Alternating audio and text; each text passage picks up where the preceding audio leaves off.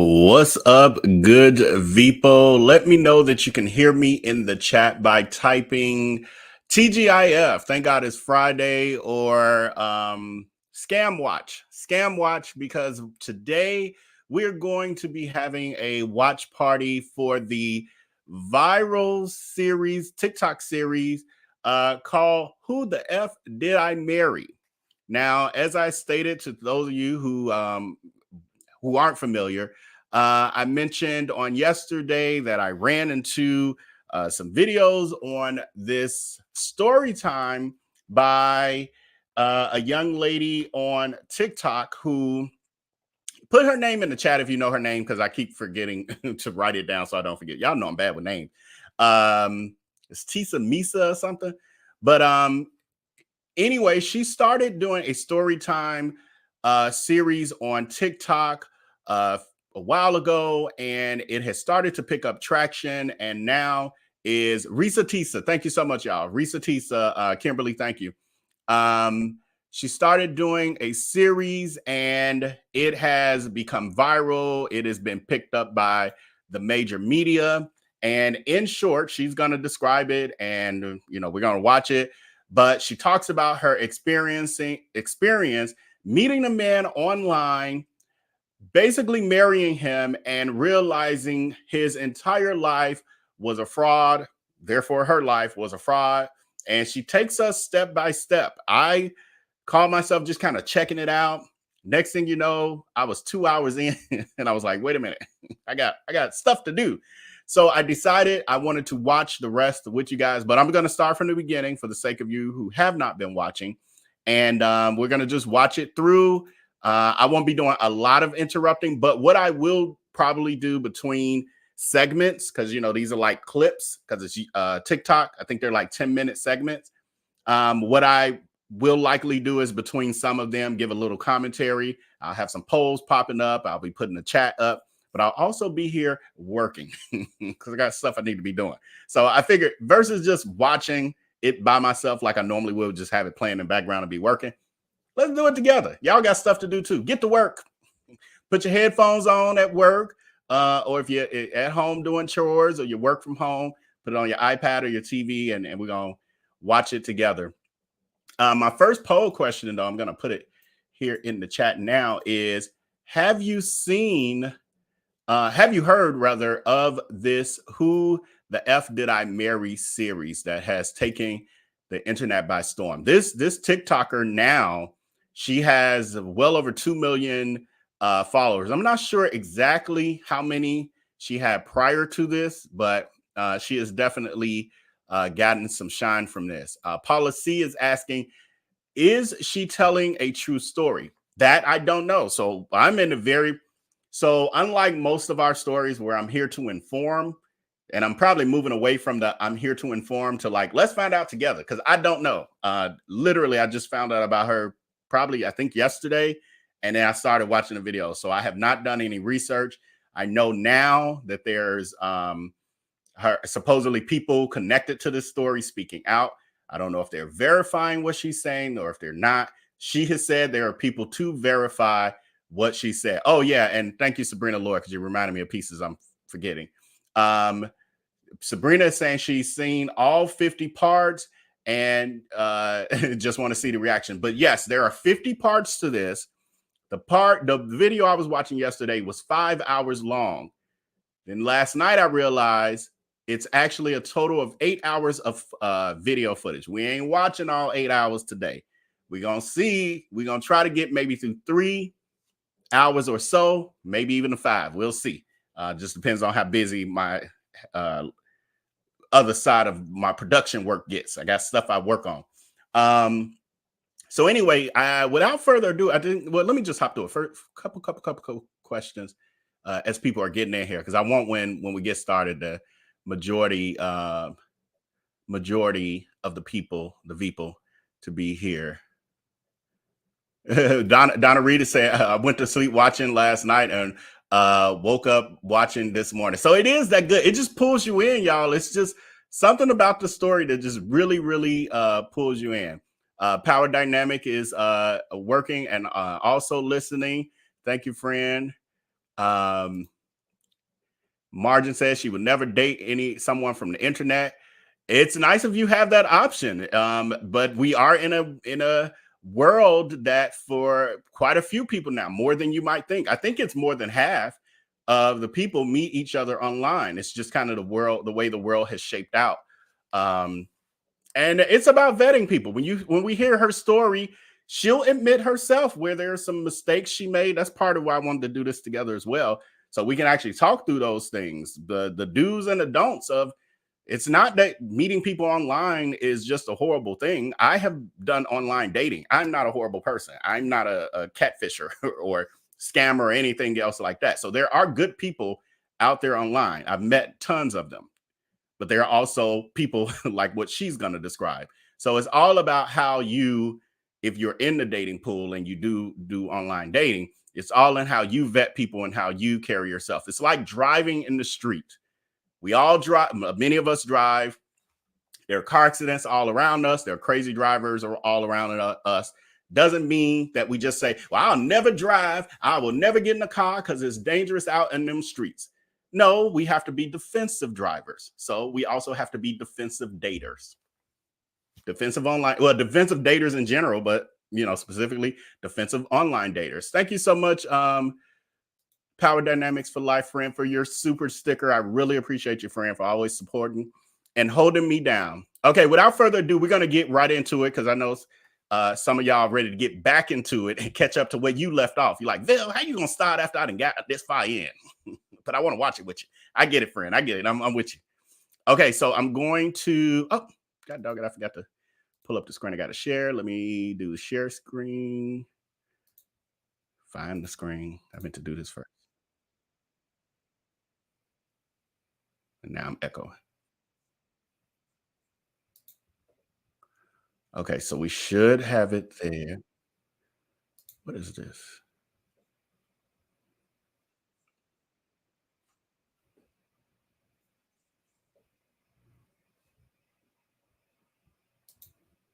Hold on, y'all. Did I get rid of it? Okay, I was hearing an echo. I was like, good Lord. It's always some kind of tech issue. No, now it's still doing it.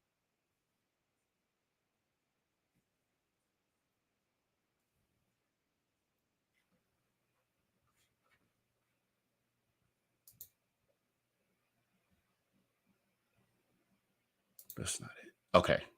I may have fixed it. Okay, but anyway, I'm gonna start playing the video and I'll figure out any tech issues I got on the back end.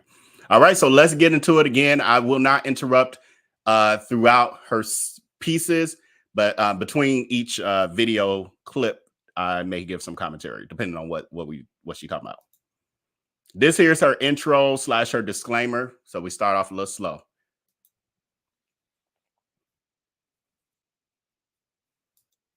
Wait, am I sharing the right screen? Hold on, y'all. What is happening?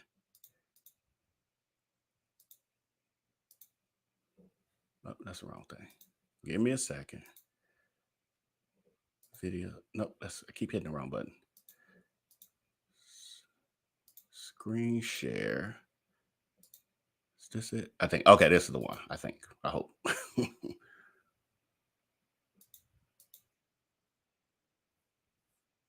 That is not.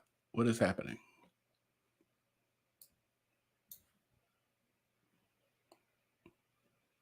I must have multiple of these up. Hold on.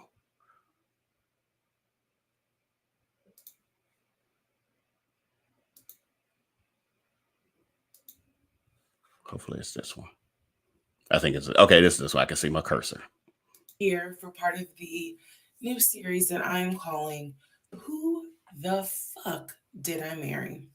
I'm going to create this playlist series and I'm going to tell the story of how I met, dated, married, and divorced a real pathological liar. Um, this is my introduction.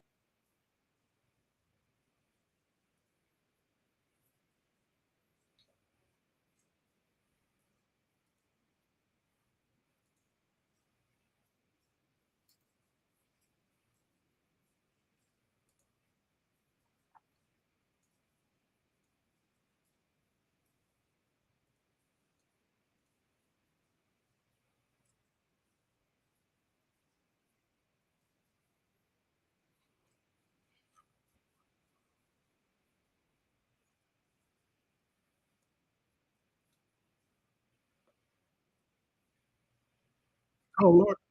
Hold on, yeah, I'm sorry.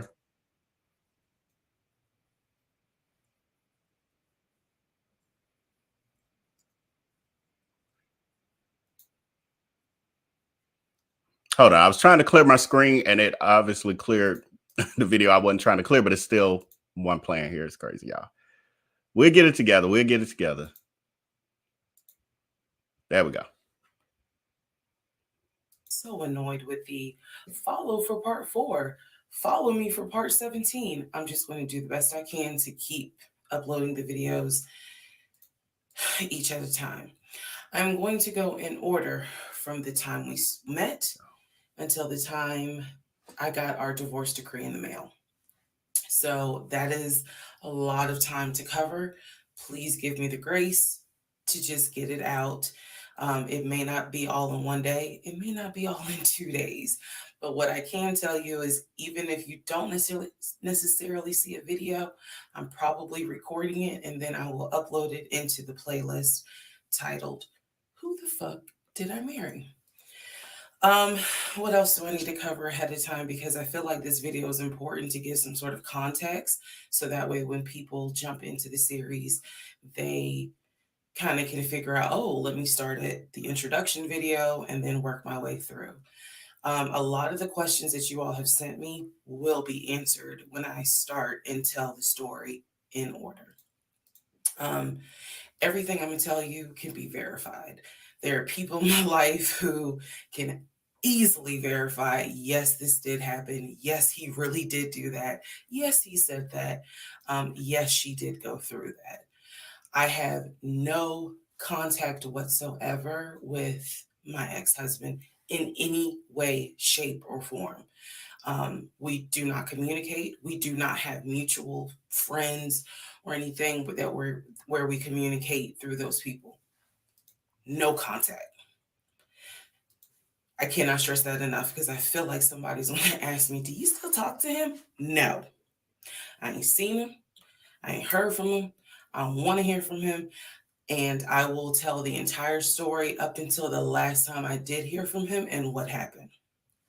Um, yeah, this is my story. So um, I am just a regular woman who thought she met the one, and I didn't. um, Most people have never came in contact with a pathological liar. We typically come in contact with like a compulsive liar. It is not the same. A pathological liar has no reason for why they lie. And the lies that they make up, there's no limit to the lie.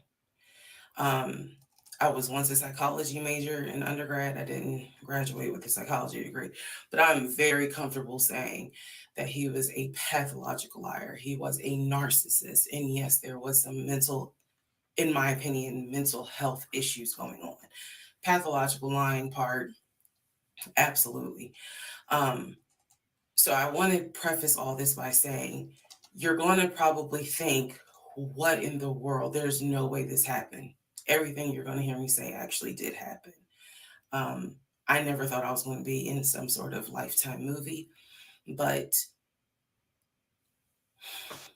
I was. Um, so I will read the comments as best I can. Like I said, I think if you allow me to tell the whole story, things will be answered. Um, and sorry, I do talk with my hands. It's a coping mechanism. So if you're like, why is she moving her hands? Um, Other than that, let's all take a deep breath, buckle in, because this was a fucking crazy ride. And if you think it's crazy, imagine how I feel as the person who lived it and had no idea what I was dealing with. I thought I knew, but I truly had no idea who the fuck I married. You like how I twisted that? Anyway. All right, y'all. This is the introduction, so welcome. Part 1 will be up shortly. Okay, so Oh, I was unmuted. I had muted myself while I was typing. I thought I was still muted. So I'm going to read in between. I figured out the best way I can do this is just read a couple comments in between the different clips. So okay, I know where I'm left off there. I'm just trying not to be losing my place. Again, thank you so much, Power Dynamic for Life, for your super sticker friend. Says Reese, Kimberly is saying Reesa is in London, and I think BMW is reaching out. So yeah, I saw a couple comments about, she's gonna get, double for her trouble. And as I said in the other live, our little chat live earlier this morning, is basically turning her test into a testimony. So I know based on social media, she's definitely gonna be making money she's already making money from this. And also endorsement deal, brand deal. So I would not be surprised if BMW is in fact reaching out to her. There's going to be some kind of sponsorship, or she get a free car or something like that. I just would not be surprised, because this thing has gone like real mega viral with millions upon millions of views and national attention and all that good stuff. So not saying that any of us want to go through these sort of things, but it is good when you see some fruit from your pain. And next one is part of it are definitely real, but boy, was she too old to be this silly, like not knowing the home buying process. So I'm the one, I like to give grace in the sense of I have made some dumb decisions in relationships, some horribly dumb decisions in relationships. And so I give grace for that, because there have been times where I'm like, what the hell? You already knew better, but you get wrapped up in it. So I give a little grace for that. Also, the other piece is you don't know until you know. So I'm not going to say just because a person is an adult that they should know what the home buying process is like. I know, but I know because I've been through it. I've done it a few times. If you've never bought a home before, you're not going to know what the home buying process looks like until you experience those things. So you can be 80 years old, and if you ain't never bought no house before, you don't know the process. You can read up on it, but you still don't really know what it is or what it feels like and the nuances of it until you live through it. So I give grace for that as well. And I encourage us all to give a little grace. Give a little grace. Age ain't nothing but a number, as Ilea said. Closing out this last poll before we move on. Have you ever dated a pathological liar? 47%. Wow, that's higher than I thought. 47% of you said yes. And 54 or whatever is jumping around. But dang, 47% of y'all have? I expected that number to be much lower, but okay, let's get back into it. The next part. Please excuse the hair, but here is part one of Who the Fuck Did I Marry? So I met my ex-husband around March 4th of 2020. We met on Facebook dating site, and we also matched on Hinge. I did not realize that he was on both under two different names. So one was his actual name, and the other one was a variation, like a nickname that he called himself. Different pictures. So it was a running joke between us. Oh, you ain't even recognize that you had matched with me on Hinge. No, I didn't. And also that should have been a red flag. By the way, you will notice in this story, I called it the United Nations of red flags. It is so many red flags that, I mean, you would have thought I was colorblind because I ignored all of them. So anyway, back to the story. We met around March 4th. We exchanged phone numbers. He called me and we talked on the phone for the first time. In the first phone call, he told me that he had just moved to Georgia from California, from San Diego. His job had transferred him because he was being transferred in as the new regional manager for a major condiment company that is based here in Georgia. I'm not going to say the name. And so we also talked about his childhood. He told me he grew up in Philly. He's from Philly. Both of his parents were deceased. This is the first phone call. Both of his parents were deceased. His father was a Philadelphia police officer. His mom was a teacher. He also told me he briefly lived in Augusta with his family. He had 2 brothers and 2 sisters. He also had 2 half-brothers on his dad's side. First phone call. So I'm just giving you guys the backstory. This was the first phone call we had. So we talked about family. We talked about friends. We talked about our jobs. At the time, I was working at Georgia State Patrol. And he knew this, and he just thought that was like, wow, so you work with troopers all day. Yes, I did. Also in that phone call, he explained to me that he used to play football. He explained that he used to play arena football. I know nothing about arena football. I know about NFL. I know about college. Go Dogs. But I don't know anything about arena football. So he explained to me that he used to play arena football. He used to work at Apple in the off season of arena football. And I remember thinking on that phone call, oh, okay, good for you. I don't know anything about arena football. And I believe I did tell him that I don't know anything about arena football. That'll come into play later on. So he told me, I just moved here. My job is paying for my housing and they're helping me to look for a house. He was like, right now I'm in Gwinnett County, but I'm trying to look for a house, ideally in Atlanta, like Brookhaven, Sandy Springs. He was like, I really would like to move out there.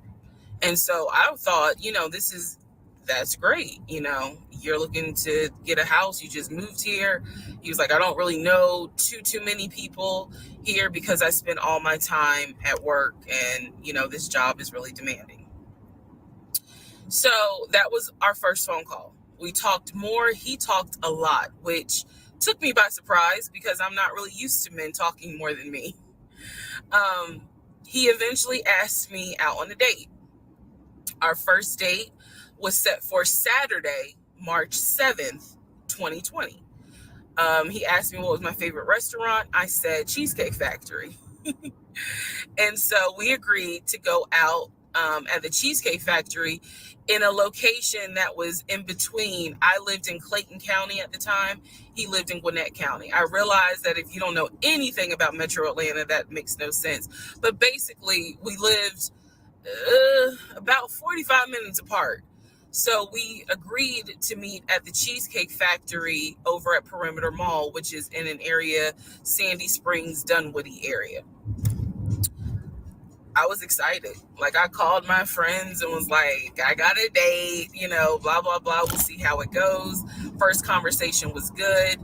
Hopefully he looks like his pictures because, that's always an issue with online dating. Hopefully he looks like his pictures. So on my way to our date, I took 285 and literally right before I got to Boulder Crest, the exit for Boulder Crest, I heard a boom and I lost control of my car. Thank God that not thank God, but I knew what to do. So I did not crash, but my tire blew out.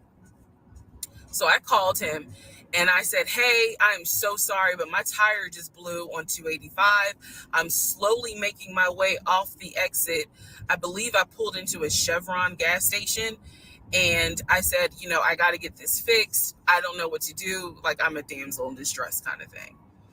He kind of paused. He got quiet. And he was like, tell me exactly where you are. Drop your pin. So I dropped the pin. And he came to the gas station. Got out the car. And I was so relieved that he actually looked like his pictures that I was like, oh my God, he's actually attractive. Because he's like 6'4", 6'5". Also, man, I apologize. So let me go back to the first conversation. Let me add something. He did tell me in the first phone call that he was divorced, and that his ex-wife, she had 2 children, a boy and a girl who were teenagers, young adults. I think the girl was about 20. And he said that he had a very close relationship with his stepkids. but that he and his ex-wife had divorced because she cheated on him out in California. And so coming to Georgia was a new beginning for him. She was still out in California. The kids were still out in California. And so, you know, he was like, I can't stand her, but I still want to be in the kids' lives. I have to put that in there because that will come back later. So this is just setting the stage. Again, that first conversation we talked about family, job, friends, how he ended up in Georgia, me being in Georgia, the things that, you know, I would think people talk about in the first conversation. All right, now back to the tire blew out. So he shows up to the gas station. He changes my tire, which I just thought was the sexiest thing in the world. And then he proceeds to say, hey, I found a tire place around the corner. You need to get another tire. Like, you can't drive on this donut. So he followed me to the tire place and then helped me get a tire, paid for it. So I was definitely like, wow. And so the vibe was good. So anyway, I get the tire fixed. We follow each other to the Cheesecake Factory over in Perimeter.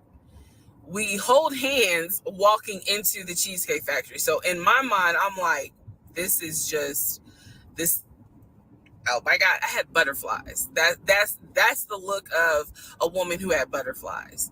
So I had butterflies. And we go in, there's a long wait. And so we sit outside and we just talk. And the conversation's great. And this is where he tells me what it is he's looking for. He tells me, you know, I believe at the time he was 42.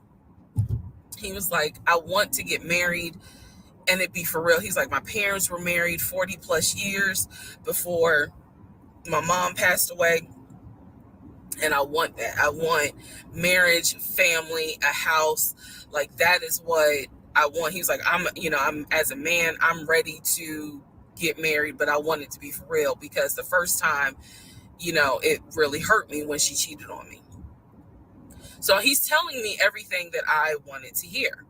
And so he was like, what is it that you want? And I said pretty much the same thing. I was like, I'm ready to get married. Definitely want to have a family. And I want to marry my best friend. So we both put on the table that we wanted marriage. And this is the end of part 1. All right. Who the fuck did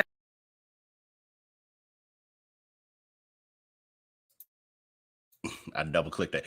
I wanted to pause just to, you know, do our comments real quick. So interesting. I feel like this little piece where they meet online. Now they're meeting face to face. The first phone conversation, really the tone that I got from this, from all the positive. We talked on the phone for hours. He was very talkative. We talked about family. Like, all of the boxes were checked. Like family, personal life, work life, future aspirations, goals, blah, blah, blah. All these boxes are checked.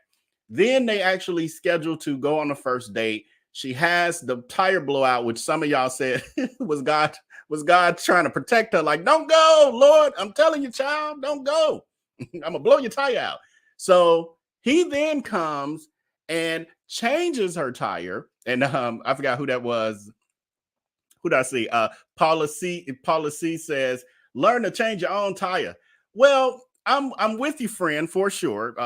Everyone should know how to change a tire just in case of an emergency. However, if there's a man in your life, male or female, hell, a man in my life, he need to change my tire. I could change my own goddamn tire, but I like to be taken care of too.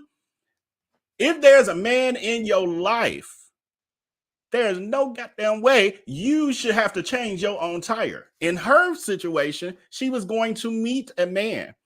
He better had done what he did Where you at? You had a blowout? Okay, I'm coming to you. Now I got AAA and all that good stuff, but still, if somebody comes, if you got a man in your life, any woman, tap, tap, tap, is this thing on? If you are a woman and you have, or choose that pronoun, because we're in that day and age, and you have a man in your life and you have a tire blowout, and need your tire change, low tire pressure, whatever, he needs to even go take it to the gas station and fill up the tire and the air in the tire. That man in your life should be taking care of those things for you.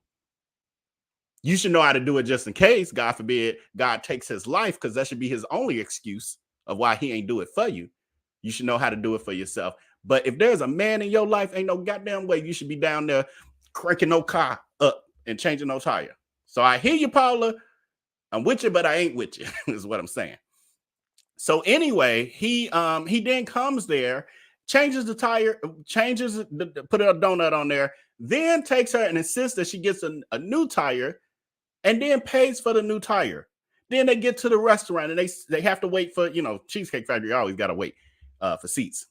They sitting there and they waiting for however long the wait was, and they're having more great conversation. All that she just described to us, reminded me of love bombing, because I've been there. Some of y'all have been there too. In the beginning, they just checking all the boxes, and there's just so much. It's grooming you. It's grooming you to feel safe. Your guard is coming down. Oh my God. She's saying, not only did he come and change my tire, but then he insisted that I get a new tire, and he paid for it. And every time, her guard is coming down more and more and more. He's setting her up. Oh, he's getting his prey trapped in that web. Okay, I'm gonna do a couple comments and then we're gonna get back to it. You have to use discernment when dating. Yes, and part of that discernment is realizing that in the beginning, and this is how we get caught up, because in the beginning, in order for it to become a long-term relationship, it should be good in the beginning. You should have good feelings. They should make make you tingle inside and your stomach look queasy, and all of that should be happening. But we also have to keep in mind that a sociopath, pathological liar, narcissist will also all give you that same exact feeling in the beginning when they are love bombing you. So this is where, as E-Class says, we have to use our discernment. So we got to pay attention, although we're feeling good, to those red flags, because the difference between the normal person and a normal, okay, this is working out, this could be a person I could plan my life with, and oh, this is feeling good, but this fool is potentially a sociopath or a narcissist or a pathological liar, is that this side with them, the pathological liars and all of that, the sociopaths, they're going to be red flags, and they're going to start out small. Also, your discernment, your gut is going to tell you something's a little off, but you're going to be enjoying the feeling and the moments, and you're going to be ignoring your gut. Don't ignore it. She's telling us. She's going to tell us the moment she ignored it. Then you become complacent because you now feel a little stuck. You feel like it's better to have this than nothing. Well, I've been there. Oh, I'm preaching. Kimberly is saying, I like that she took accountability. Oh, I should have put it on screen. I like that she took accountability. She was single, tired of being single, and wanted to be on the path to something real. Yes. Many of us have been there. Absolutely. Absolutely. And it's good that she recognizes that, because some people go through these situations and they still haven't recognized that piece. And then they go and they repeat the cycle and find them a new sociopath to take them through some new drama. Value young, for older people like me who are not internet savvy, it's not a good idea to do internet dating. I have been married for 28 years, and if I was single right now, I would not want to date. There are seniors who date as well, so that's more of a personal. I hear what you're saying, but that's more of a personal view, because I also have a mother who is I ain't gonna tell her age on her, but she's she's older than you by far, and was married for 40 years. And unfortunately, my father's no longer here. 45 years.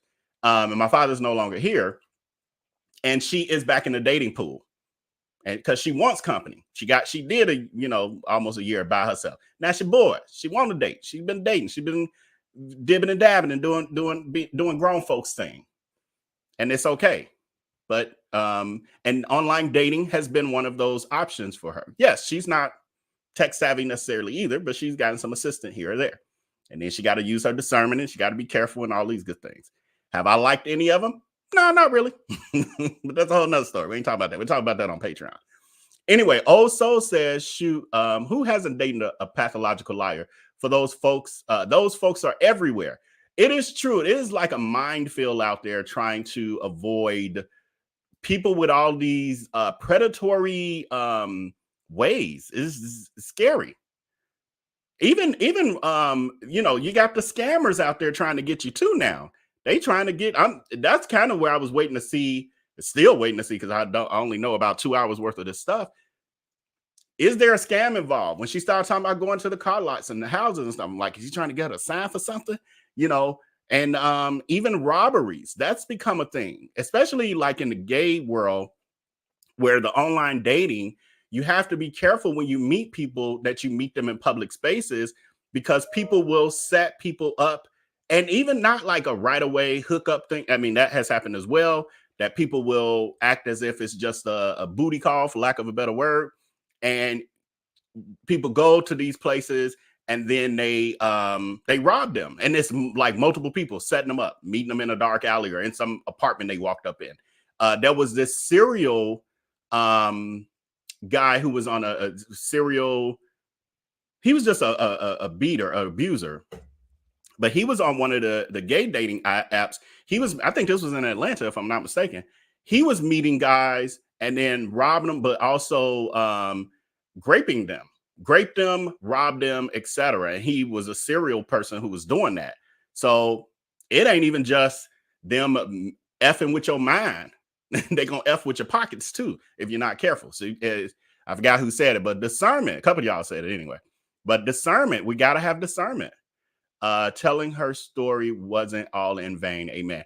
Yeah, I feel like, for one, her telling her story is blessing her now, but also is blessing others who have not yet experienced it or who may experience it in the future, to the signs to look out for. So it's definitely, that's another reason I wanted to do this. Narcs will get you with love bombing. Right. Talked about that a minute ago. She said herself that she was desperate to be married and overlooked some red flags. So I'd give her some grace. Yeah, absolutely. I mean, the hard wants was the hard wants. And there are many people who get victimized because of their heart. Where can I find this? This is on, it's all over YouTube now, to be honest, but you can also find it on her original page on TikTok under, and I should have saved her name under the saved comments. Whatever y'all told me her name was it Tessa Misa or something? But yeah, you can find it on her TikTok. Actually, if you type in who the TF did I marry, it'll come up. You'll find it. ATL is the land of scams. Yeah, and how did ATL get that reputation? But it's like, I hear it a lot. I hear it a ton. And honestly, the people in Atlanta, they don't fight against it. Usually people be like, that ain't true. That ain't in Atlanta, they be like, yeah, some fakes around here. It's crazy. What is that? So I would not date someone unless I knew someone else who knows that person. I grew up in Kentucky and everyone knows each other. So yeah, and you can do that, Margin, like in maybe a smaller town or whatever. That would be harder to do. Like, for instance, if I went into my pool of friends, and I know a lot of people, but if I went into my pool of friends, there would never be a future for like either been there, done that with some situations, or ain't interested. So it's kind of limiting to say, if you don't know somebody I already know, then you don't get a chance. But to each his own. But that wouldn't work for me. Do we know how? Yeah. Does anyone know how old Reesa is? Does anyone know? Because I don't. Put it in the chat if you know. Yes, God was trying to save her. Yeah, so everybody's talking about her having that blowout. Okay, so last poll question I'm closing out before we move back into it is, have you used dating apps or online or dating apps? 50, it's almost 50-50. 50% yes and 50% no. So I get it. Some people haven't because they don't need to. Some people haven't because they don't trust it and all of that. It's a minefield out there. Okay, let's get back into Reesa's story. I marry part 2. So we both put on the table what it is that we wanted. We both had established we were dating for marriage. We were not dating just to date. We were not trying to be friends with benefits and none of that. So the dinner at Cheesecake Factory went really well. We laughed, we joked, we talked about people, which is kind of up my alley, my sense of humor. It was a good vibe. So at the end of the date, at the end of dinner, we sat in his car and he played this song for me by John Legend.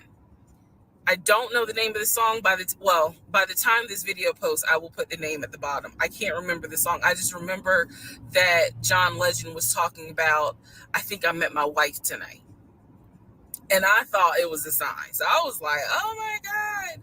So anyway, we ended up sitting in the car talking just about life and experiences until about midnight. So during this conversation, he again is telling me how it was, what it was like living in California, how he went out there. He went to San Diego State. He played football for San Diego State. He talked about how, life, he loved it out there, so he stayed. That's when he joined the company. And then he explained that he also did arena football, but only did it for about 2 or 3 years. He claims that while he was doing arena football, the team that he was on won a championship. But again, keep in mind, I don't know anything about arena football. So I was like, okay, I didn't know that they had championships. And he was like, he got a little offended, like, yeah, they got championships. And, he was on that team. So he talked to me about how he worked at Apple. He worked something in the IT area of Apple, but it within the store. Again, it was one of those, it's like when I tell people I used to work at Amazon, I really wasn't paying much attention to it. Why?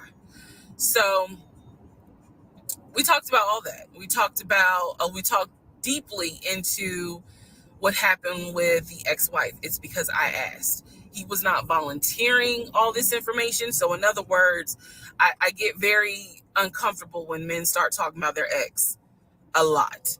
That's not what happened. I was asking questions because I was really trying to figure out, okay, are you ready for a relationship, or are you still missing her? So we talked about that. We talked about my exes. That was a mistake I made because I talked about how I dated at one point in time somebody I worked with. That will come back later. And he seemed real cool about it. He was like, that was before me and blah, blah, blah. So the conversation was good. Midnight comes and I go home. Yes, I went home. We ended up talking. Mind you, our first date was March 7th. And within about 2.5 weeks, Brian Kemp, our governor, shut Georgia down. We were going to be on lockdown. So during those 2.5 weeks, we talked every day. We went out again at Red Lobster. I remember Red Lobster. But everything was going great. The issue was, where are we going to quarantine? So the question was, are we going to quarantine at his place, which he had like a studio type of situation? Like, it clearly, where he was staying, I was like, it's like a studio apartment, but he kept telling me like, this is temporary because I'm looking for a house. Like, he showed me the email from a woman who worked at the company where she was out on maternity leave, but she was putting him in contact with a realtor to help him find a townhome or a single family house. So I was just like, okay, this is definitely temporary. Like, he's not trying to stay here long term. And she was apologizing in the email. I'm so sorry, you know, this should have been taken care of before you got here, but it wasn't. Da, da, da, da, da. I saw the email. I read it. I read the email. So the decision was, we're going to quarantine at the studio, or we're going to quarantine in my house? First mistake I made. Well, there's a lot, but this was a mistake I made. So ladies, caution moment. During one of our dates, because keep in mind, in those 2 weeks, we were seeing each other quite a bit. Nothing physical or anything like that. Just two people who I thought were really on some, all right, let's see if this is going to grow into something. He came to my house. When he came to my house, I had a 3-bedroom, 2.5-bath townhome. He was in a studio. Now, I'm telling you guys all of this in order of how it happened. So some things I'm probably going to insert what I was thinking and the mistake I made. Can I turn this off? No. Okay, I still need that. And I say that to say that I did not realize inviting him to my home probably made his eyes go, oh shit, she's a keeper. She got this 3-bedroom, 2.5-bath townhouse, and I'm in like a little studio. Yeah, let me go ahead and pursue this. What I need to do to quarantine here. The decision was made, quarantine at my house. So the state went on lockdown. He came and stayed with me in my home. And for the most part, in the initial beginning, it was fine. It was fine. The reason why I hesitate is because I grew up in the church. So for me, it was really like an internal struggle of, bruh, you always said you would never live with a guy unless he was your husband. And now you living with a dude and he ain't your husband. Like, it was a struggle for me because I knew better. And don't come for me. I'm just telling you the way I grew up. It was like that. It was not sitting right with me. But at the same time, I didn't want to quarantine by myself. I did not want to. So there we go. So he moved in. We talked about the bills. Let me clear something up that I said in the other video where I said he paid all the bills. He paid all the household bills. He did not pay my car payment, my cell phone, or my car insurance.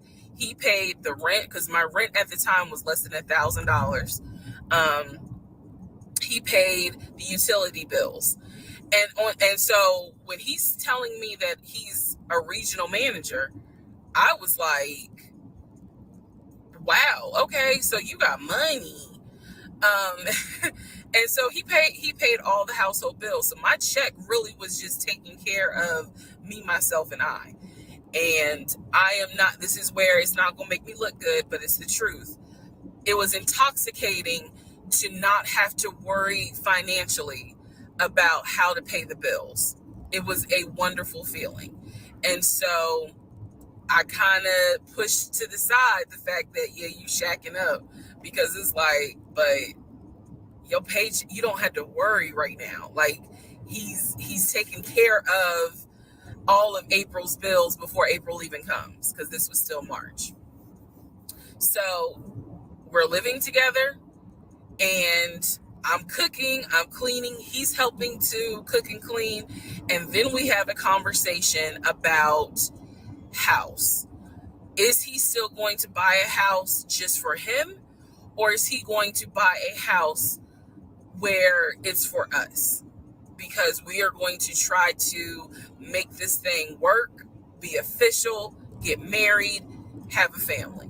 So the question now on the table is, what are we going to do? Because I didn't want to stay in Riverdale, Georgia. I did not want to raise a family there. I refused to have a baby in Clayton County. So the decision was made, let's start looking for a house for both of us. Remember, he was already looking for a house for him. But then he was like, you know what? We're together. I plan to marry you. Let's look for a family home for the two of us. He was like, this is how much I was approved for. That's when he showed me the Chase paperwork. It was a letter stating that and it had the Chase emblem at the top. He showed me a letter stating that he was approved for 700. All right, part 3. Who the fuck did I marry? So I definitely got to interrupt for this between segments with this. It's actually about to close out this post. I was just in time. Have you ever been love bombed in a dating relationship before? 57% of you say yes. 43% of you say no. These results are very interesting to let us know that what she's describing is pretty goddamn rampant. Like, we need to really be careful. There was a comment about being respectful, and I need to find it so I can start. There's a comment about being respectful in the chat. What we ain't gonna be doing, and we ain't gonna do it in this video, and we ain't gonna do it in no content on my channel. Will we drag or attempt to come for any other Veeple person in the chat? That is totally unacceptable. And I usually don't have to say that, so I forgot. And I bet not have to stop. I'm sorry, I'm about to lose my voice. It pisses me off. I bet not have to start saying that we will not disrespect each other. You don't know these people. These are words and avatars. So you don't know none about nobody's life up in this chat to be making accusations. So be respectful. You can comment on this young lady and her video because she is the content. The people in this chat are not your content. Okay, I'm off my soapbox. Hopefully that's all I have to say about that. Anyway, Power Dynamics for Life says he was pulling out all the stops from the beginning. Yes, this is that, but that's love bombing. That is absolutely love bombing. Maybe it's me, but I'm not holding hands on the first date. So this is why I love watching stuff with y'all, because y'all catch stuff that I totally miss. So obviously, because I saw a couple comments, because when I saw Kimberly's comment, and I forgot, it was a couple other comments about the hand holding, I was like, what are they talking about? And I was like, oh, she must have mentioned that they were holding hands on the first date. And I was like, what? Because to me, that's a little too much. For me, it's a turnoff. And I have been on dates where people, I remember a guy I was had went on a date with, and I was interested, but he was doing too much too soon. He was treating the first date like it was the 5th date, like it was that kind of energy, and it's very touchy-feely and all of that. And I'm like, slow down, slow. I don't know you. You're a stranger. I'm still trying to learn your middle name. You sitting here trying to do PDA and be all cuddled up on me and sitting on the same side of the bench. Move over to the other side of the table. All of that. So I'm with y'all. I'm no PDA for one. I don't even really want you trying to kiss me on the first date. Let's get to know each other. I don't know where your mouth been. So, that is the second red flag to pay for the tires on the first date. I saw a couple of you talking about this as well. So I'm a little torn on this one. I hear y'all though. I do hear y'all. I see that perspective. Where I'm torn is it was only one tire. And she said they went to a tire shop. So what I'm thinking, one tire shop. I bought a used tire here or there to get me through until it was time to do all of them. So let's say $30 to $50 for the new tire. For in a situation where a man is trying to show his interest in a woman, he could have ended up buying her $30 or $50 bouquet of roses. Nobody would have said, oh, that's too expensive. He crazy. He spent $30 or $50 on roses for her for the first date. No, a guy who's really interested would do that. So that's kind of how I'm looking at that. If it was he bought her a set of tires for $500 or $1,000 on the first date, like he insisted, no, baby, let me just go ahead and replace all your tires right now, and spent $1,000 or something, then I'd be like, okay, you're doing too much. So I'm kind of in between with that. I'm looking at like one tire. It was an emergency. It ain't like he said, oh, your front tire looking a little bad. I'm just gonna go buy you a new tire. Like it was different. There was a need there. So that's why I give a little grace, but I hear y'all for sure. I would have paid attention, but I hear y'all. The sad part is that most men won't even change the tire, let alone buy you new new ones. So I understand her on that. Men are not just not gentlemen anymore. And I don't want to make broad statements because there are still men out there who are gentlemen. They are few and far between. I do hear you, friend, but they are still out there. So we're not going to say there are not men are just not gentlemen anymore because that's an overstatement. There's just not as many of us. But I hear you for sure. Talkative is always a red flag to me. Yes, blue topaz. I feel the same way. There's a line though. There's a little line where there's like good talking a lot, where it's like, wow, this wasn't even, there was no effort. This was organic conversation. We didn't have moments where we were trying to figure out what to say next. Because usually, sometimes when you're meeting people, especially when it ain't going that great, you kind of having a dig for what to say next and all those things like, do you watch The Housewives? It was like, so when conversation just flows and you have a person who's talkative enough to make that happen, that's when it's good. But when they really talkative and they like used car salesman talkative, that's a red flag. So this is where you have to use your discernment. Is it like, dang, I barely got any words in, or dang, he was just pouring it all out. Like, and I've had to, I remember a guy I was dating, first conversation, and it was like based on an online situation. First conversation, he was telling me all his trauma, and I was like, "Oh, this not a good. This ain't good. This ain't good at all." And it was a red flag for me. And then I talked to, I ain't gonna say who I talked to because I don't want to blame them, but I talked to somebody who said, "Well, Vel, see, everybody don't do life like you do it, and some people are more open than you are, and blah blah blah blah blah blah blah." So they convinced me that although I felt it was totally inappropriate for this person to spill as much as they spilled in the first conversation, that I should look at it from their perspective and not just how I see things. And I was like, but they're right, because that's in life. You should always look at things from different perspectives. So I gave that person a chance. We had some great times, but the red flag I saw in the first conversation ended up being the issue throughout the entire situation. And had I listened to my gut, I would not have been hurt in the end. I'll just leave it there. So follow your gut, your intuition. Quit listening to your friends and your therapist. No, I'm just joking. I'm just joking. But take it with a grain of salt is all I'm saying. Paying for the tire got me side-eyeing. Yeah, so some of y'all had an issue with the tire. Women should not have to pick up heavy stuff, change tires, or move things if there's a man in your life. Yeah, I'm old school like that. I know that some of the new school people, males, men and women, don't quite feel the way that you and I do, but I'm with you on that. Sim rather is saying, honestly, if you're not emotionally healthy, you shouldn't be dating. Work on you first. And I do agree with this, Sim, but I'm not sure if you said it in regards to Reesa's story and her the comments that were made earlier about her saying she was tired of being single, et cetera, et cetera, et cetera. Because I do also believe that we are always working on ourselves and we are never completely healed from life and trauma and everything else.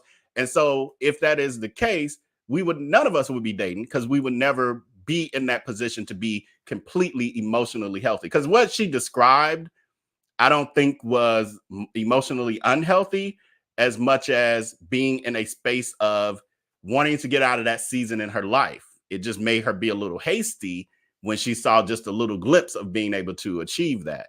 But I don't think that makes her emotionally unhealthy because she really was working on the unhealthy part, which was she was tired of being single. So she worked on not being single. I don't know. And some people might be like, you shouldn't want to have to be with somebody to be happy. I don't think that's what she was saying. Lady Goodman said, so one more comment after this one. The flag is family and marriage talk on the first meetup. So I start this one because I was like, I don't know. how do y'all feel about it? I guess is what I'm going to ask. I'll put that in a poll. Like, is family and marriage talk? Well, marriage talk to me on the first date is too much. But okay, I see. I was misreading. The way I was thinking when I first read this comment was him talking about his family, and I forgot, I wasn't putting together them talking about family marriage. So maybe I'm not maybe I'm with you. Maybe unless in the sense of just a general question of would you like to get married? Like, just so you kind of know where, the kind of person you're working with. Like, is this just a hookup? Like, is that all you're interested in? But I'll still put that as a poll question. He knew exactly the caliber of woman he was dealing with. Yeah, I definitely think he was preying on her at a certain point, where he saw he's an opportunist, and he saw the opportunity to definitely nab his prey. All right, let's get into the next parts of this. So this is when he showed me a letter from Chase with the Chase logo at the top, stating that he had been approved for a mortgage for a $750,000 mortgage, or a $750,000 house. So he was like, we can't go over 750. And I remember asking him, can you afford the mortgage on a $750,000 house? Because I know I can. This is when he explains to me, I told you how I played arena football. I invested my money really well. So he said, I have money that will help pay for the mortgage. He was like, we're good. Like, I'm financially, I am okay. He was like, that's why I'm able to get approved for $750,000 mortgage. So he told me that his money was in different savings accounts. He said he had an account with Chase Bank, he had an account with US Bank, and he had an offshore account. This is what he told me. The offshore account, I was like, why? And he explained something about, the US, the US imposes taxes on money when you have a certain amount in US banks. He was like, so everybody knows that it's smart to have some money in an offshore account. Y'all, look, I live paycheck to paycheck. I was like, okay, that's whatever. I said, so you have the money to pay for a home.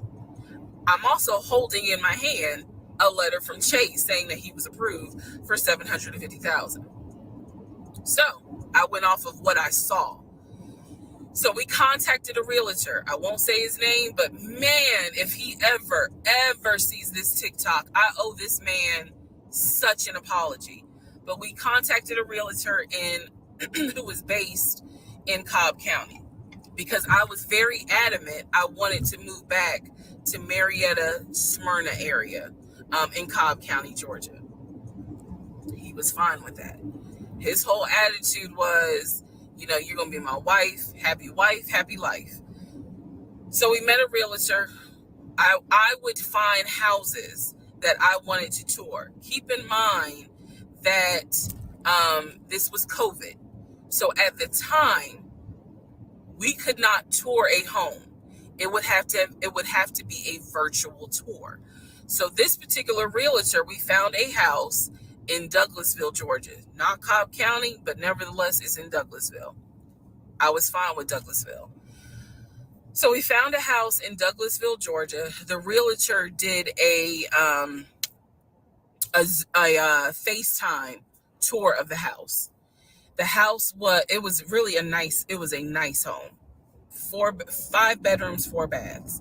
So we did a FaceTime tour of the home, and the home was listed, I believe, roughly 400 and something thousand. I really liked the house. I could see myself living there. I could see us living there. Could see us with the kid there. This is now April, just for timeline purposes. This is April.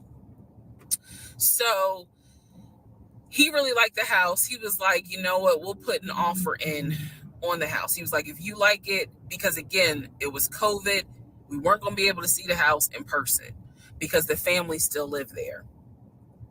So he said, I'll put an offer in. We'll see if it's accepted. I said, okay. So he puts an offer in. He's telling me he put an offer in. I need to clarify some things he told me and the things that I actually saw. So for this house in Douglasville, he told me he was putting an offer in. The realtor would call me because one thing that the realtor told us, he was like, if the woman likes the house, typically the house is going to get bought. So he kind of dealt with me a bit more than he did my ex-husband. And again, this is April 2020. This is before we got married. So at the time, he was my boyfriend.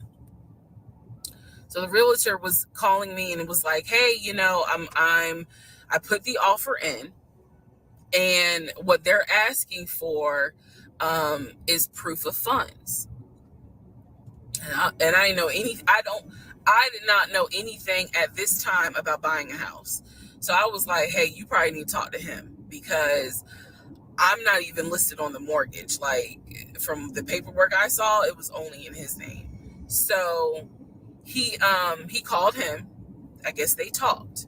I was not there, but I'm assuming that they had talked. So the boyfriend is coming, my ex is coming home saying, yeah, I talked to so-and-so. I sent him over the paperwork. The offer was approved, and they are going to try to do a virtual closing. First, we got to do an inspection. If the inspection goes all well, then we have to do a virtual closing. He also told me that he put down earnest money on the home. He put down, I believe, $5,000. He said, I just transferred the money over to the realtor's account or whatever, so that it could be earnest money for the house. So I'm just like, okay, great. He was like, so realistically, this is April. We should be able to get in that house by June. Okay, no problem. So this is what he told me. About 3 or 4 days later, I get a phone call from the realtor. And the realtor is like, hey, I'm just checking to see what you guys want to do about that house. So I was confused. I'm at work. And I said, oh, I was told that he put an offer in. And the realtor was like, he did? I didn't know that he put an offer in. And I said, well, why wouldn't you know? Like, he told me he put the offer in, and he had paid earnest money, $5,000 earnest money. And so the realtor was like, well, let me call him and find out what's going on with that, because I didn't know anything about it. So red flag, of course. So I call him, and he, in true narcissistic nature, he flips the script and he like goes off. He's like cussing, going off, like he shouldn't, excuse me, I have the hiccups. He shouldn't be calling you. If he has a question, he should call me because I'm the one that's on the mortgage. He was like, and now it's going to be an issue. And I said, well, did you put the offer in with him or not? And he said, no, I did not put the offer in with him. I put the offer in with a friend of mine who is a realtor, so I can give him the business. So I did not hear from that realtor again. So I was just like, is the house under contract or is it not? He was like, yes, the house is under contract. This is how crazy things work out. About 3 days later, on realtor.com, I'm looking at the house because I was trying to figure out in my mind how I'm going to decorate. It shows the house is under contract. So, showed my boyfriend. My boyfriend's like, I told you it was under contract. He was like, I did you not believe me? And I ain't had a heart to say, hell no, I didn't believe you. Like, it seemed too good to be true. But once I saw the house was under contract, I absolutely believe that, okay, it's under contract with him. Like, yeah, we're about to do inspection. We are about to move.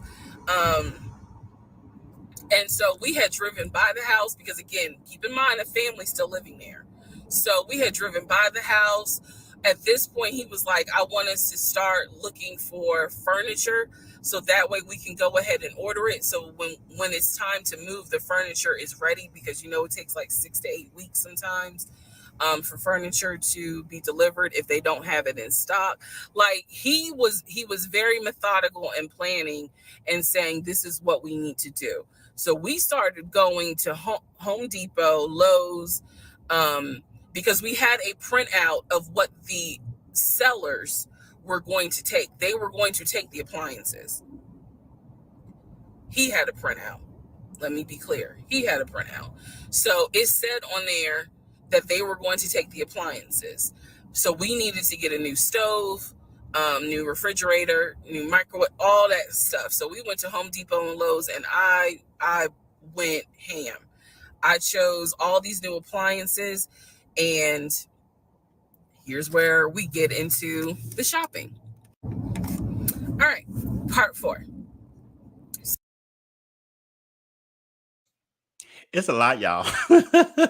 I'm still at the parts that I have seen before, but it's just like, to hear it again, I'm just like, Jesus, girl, this is a lot. The poll that I'm closing out is it too soon to buy a house with someone after only 1 month of dating? 97% of you say yes. 3% of you say no. I'm always interested in the outliers. 3% of y'all, why isn't it, in your opinion, not too soon after only 1 month of dating to be talking about investing in a home, one of the most expensive purchases that most Americans ever make? It's not too soon in 1 month to decide to make that sort of commitment with a person who is technically still a stranger? Let me know why y'all say that, though. I'm interested. Sabrina's saying a lot of people have been a Reesa at one point or another. I totally agree. I have. I will not sit here and act like I have not. I have definitely been in this position more times than I would like to admit. And not totally not now. I ain't had no babies by no strangers and bought no houses with them. That I ain't did. Nor held hands on the first date. No. But no, I've been there, and in some cases twice with the same person. I'm like, why did I do this again? 10 years later, what was I thinking? Sounds like a good first date. And that's the thing. So from a love bombing perspective, I mean, if this part of the story never came and their future ended up being bright and everything else was true, I don't think the majority of us would consider that a strange, awkward, odd date. She was a damsel in distress. He went and saved the day and still continued with the date. Some people will use those sort of things like, okay, well, let's just go back to your house. Or, all right, well, maybe we should reschedule. Some people, when she would have called and said I had a blowout, would be like, all right, well, let me know. Call me when you get that taken care of and let me know what your schedule looking like next week. Like none of that happened. That wasn't part of her story. So if that's all of the story we had, we've been like, okay, that was a good date. That was a good date. Give him a chance. Give him a second date, girl. Yes, please hit that like button if you haven't as of yet. We have looks like 84 likes and about 101 viewers. So if we can get at least 10 more likes, I know some of y'all, working, busy, hands, you might be driving, all that good stuff. But please hit that like button as soon as you can. It helps the channel, helps the video, all that good stuff. Child, you just met the man. Why are y'all quarantining together? Yes. And another one. See, this is where I got nervous for her. Why would you need to quarantine together? Say 1 month of, I guess within 1 month of dating. And I'm now, we saw this. Well, I saw this at least quite a bit with people meeting and quarantining together. They had just started dating within a month or so. I saw there were some YouTube channels that came out of it. MJ Harris, who was already an internet influencer, he had his whole quarantine. They even termed it. There was a word for it, if y'all remember. It was called quarantine bae. So there was a lot of people with quarantine baes, and all of them were not in long-term relationships. Many of them were very new relationships because it was a thing. People didn't know, like, are we facing the end of the world and all that? Would I have taken that kind of chance? Hell no, because I know after, what is it, a month of being there, they're considered a tenant and you would have to legally evict them. You have to go through the court system. So hell no, you ain't getting up in my house like that. You go to your studio apartment and then you come over here every once in a while. And then I need to make sure you're clean. Like you ain't got nothing. So you're going to be taking that test. Multiple tests, if y'all know what I mean. See, this is, oh, I read that one. Jay Slim Sim is saying, be suspicious of any man trying to move too fast. Very, very, very true. Those were the red flags. But again, now this would be probably the unhealthy part of, I forgot who commented earlier saying that heal yourself basically before you get into relationships. This would probably be the unhealed portion of her being so geeked to be in anything that she was just going full speed ahead and not saying, let me slow this down. We'll be okay. Right. I see Karma Butterfly's comment, MJ dating antics. Right. Yeah. Any of y'all who really know my history with YouTube and all of that, y'all would know it.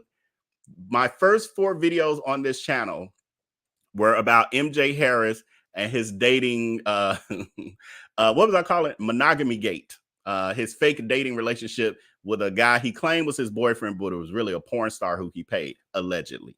There's a whole thing. If y'all never seen it before, you can check it out. Those are my first 4 videos on this channel, and they're still there. They hadn't even had X yet. No. So I think I must have missed her saying that. Again, that's why I'm glad I got y'all right here. I must have missed her actually saying that at that point they hadn't even had, whoopee yet. Because with her getting pregnant, I thought that happened fairly quickly, but I don't know. Maybe I missed that. But why didn't he just stay in his studio? And if he makes so much money, why is he in a studio? So that was my thought. Now he's supposed to be an executive. I guess he's come there for work, et cetera, et cetera. Why is he in a studio apartment in Atlanta? Now, if he was living in New York City, if he was living in New York, then I could see him living in a studio, because he probably in New York, you probably be paying $5,000 or $6,000 for that studio apartment, and it'd probably be old and raggedy. But in surrounding areas of Atlanta, because I don't even think he was in the city of Atlanta, what is a studio? A few $100, like, is it under $1,000 or whatever for a studio? Y'all let me know if y'all live there. Like, something very odd about that. For me, that would be a red flag. The fact that he's claiming to be an executive, and then we'll get to is coming up, the kind of car he was driving.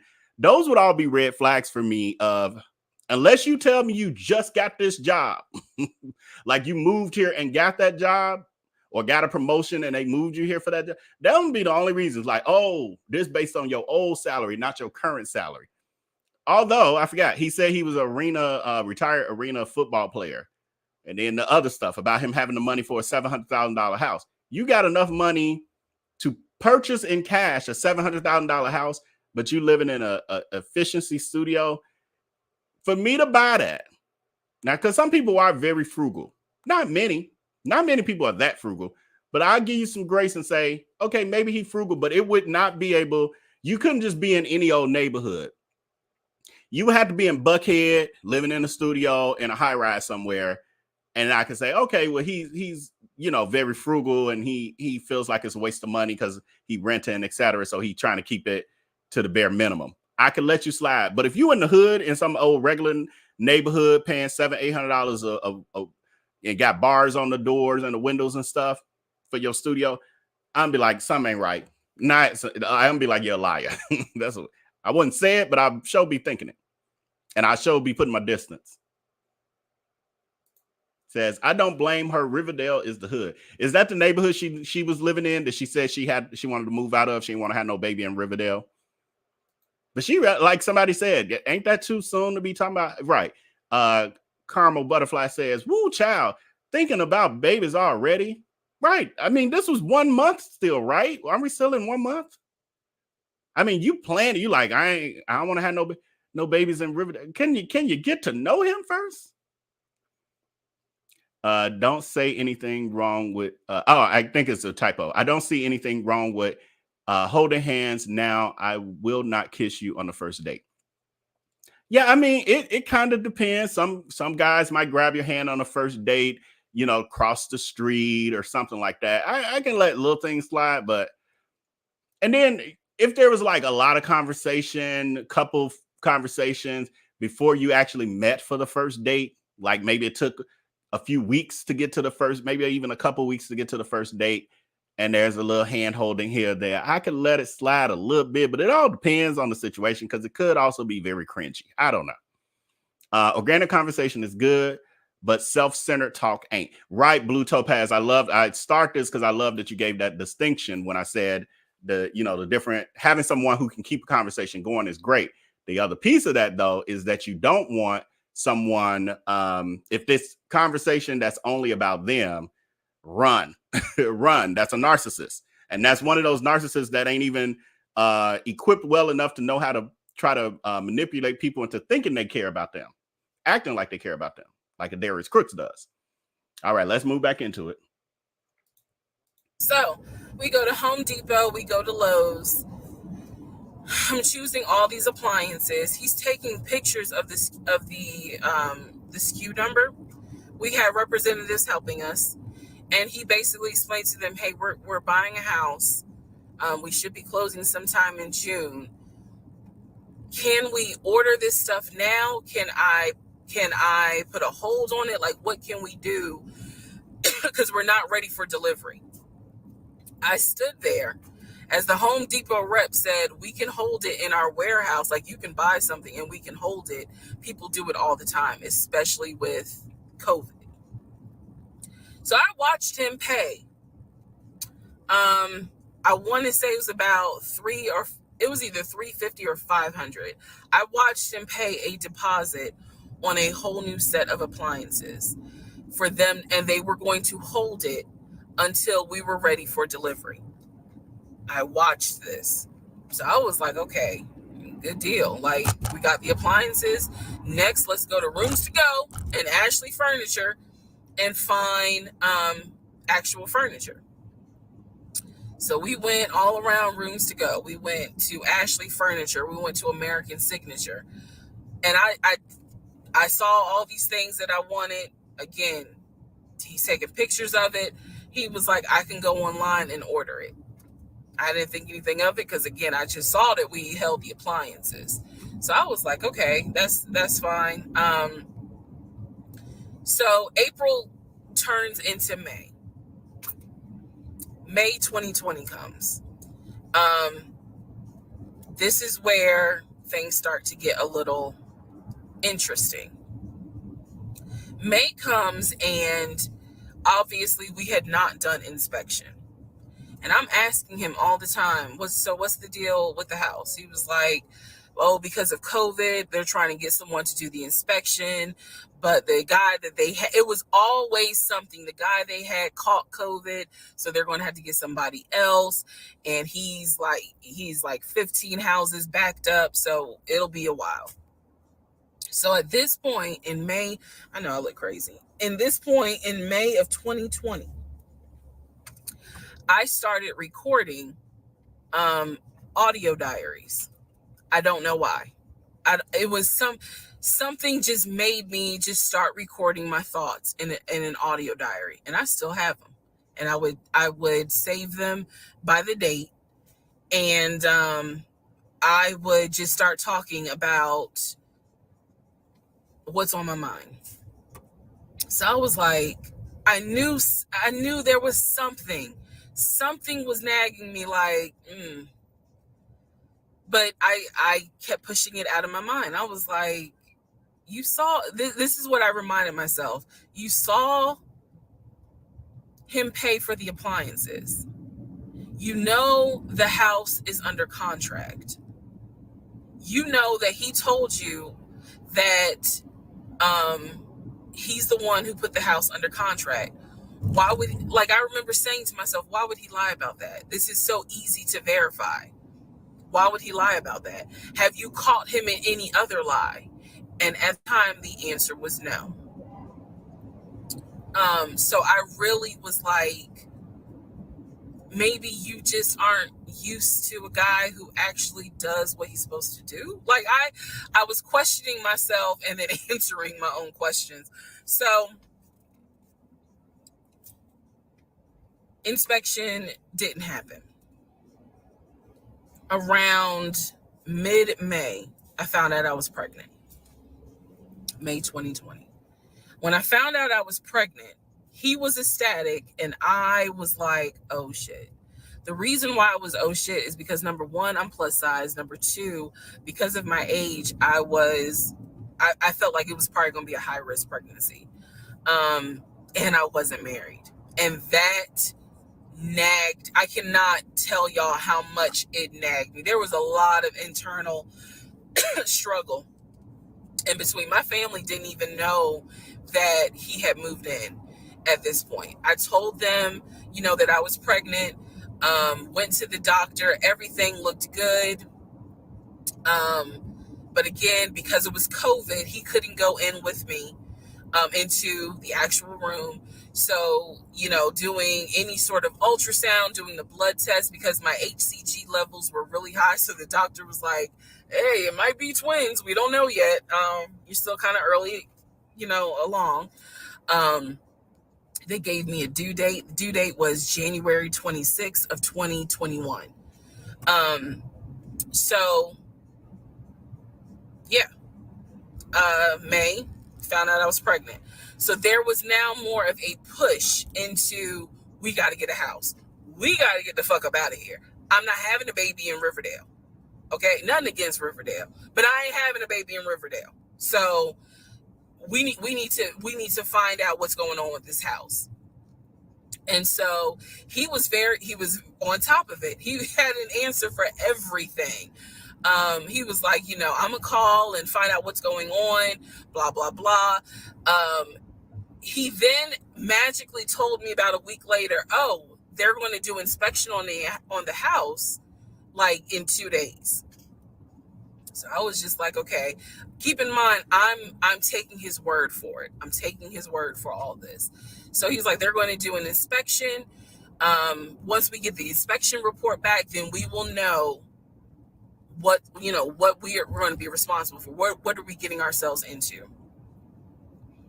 So, I guess they did an inspection. He showed me an inspection report. Only thing that they said that the roof had just recently been replaced, which I remember he was very happy about. And the issues that there were for the house were minor. It was not a bad, because we did have a discussion about it. He was like, it's nothing that we can't handle. Then he said that we were set to close the end of May. We were set to close the end of May. He told me it was going to be a virtual closing. You're probably like, what the hell is a virtual closing? Because again, he's saying because of COVID, people are not closing in the office. They're doing a virtual closing where you would need to electronically sign the paperwork. This is what he's telling me. And so he was like, we're set to close like just before Memorial Day.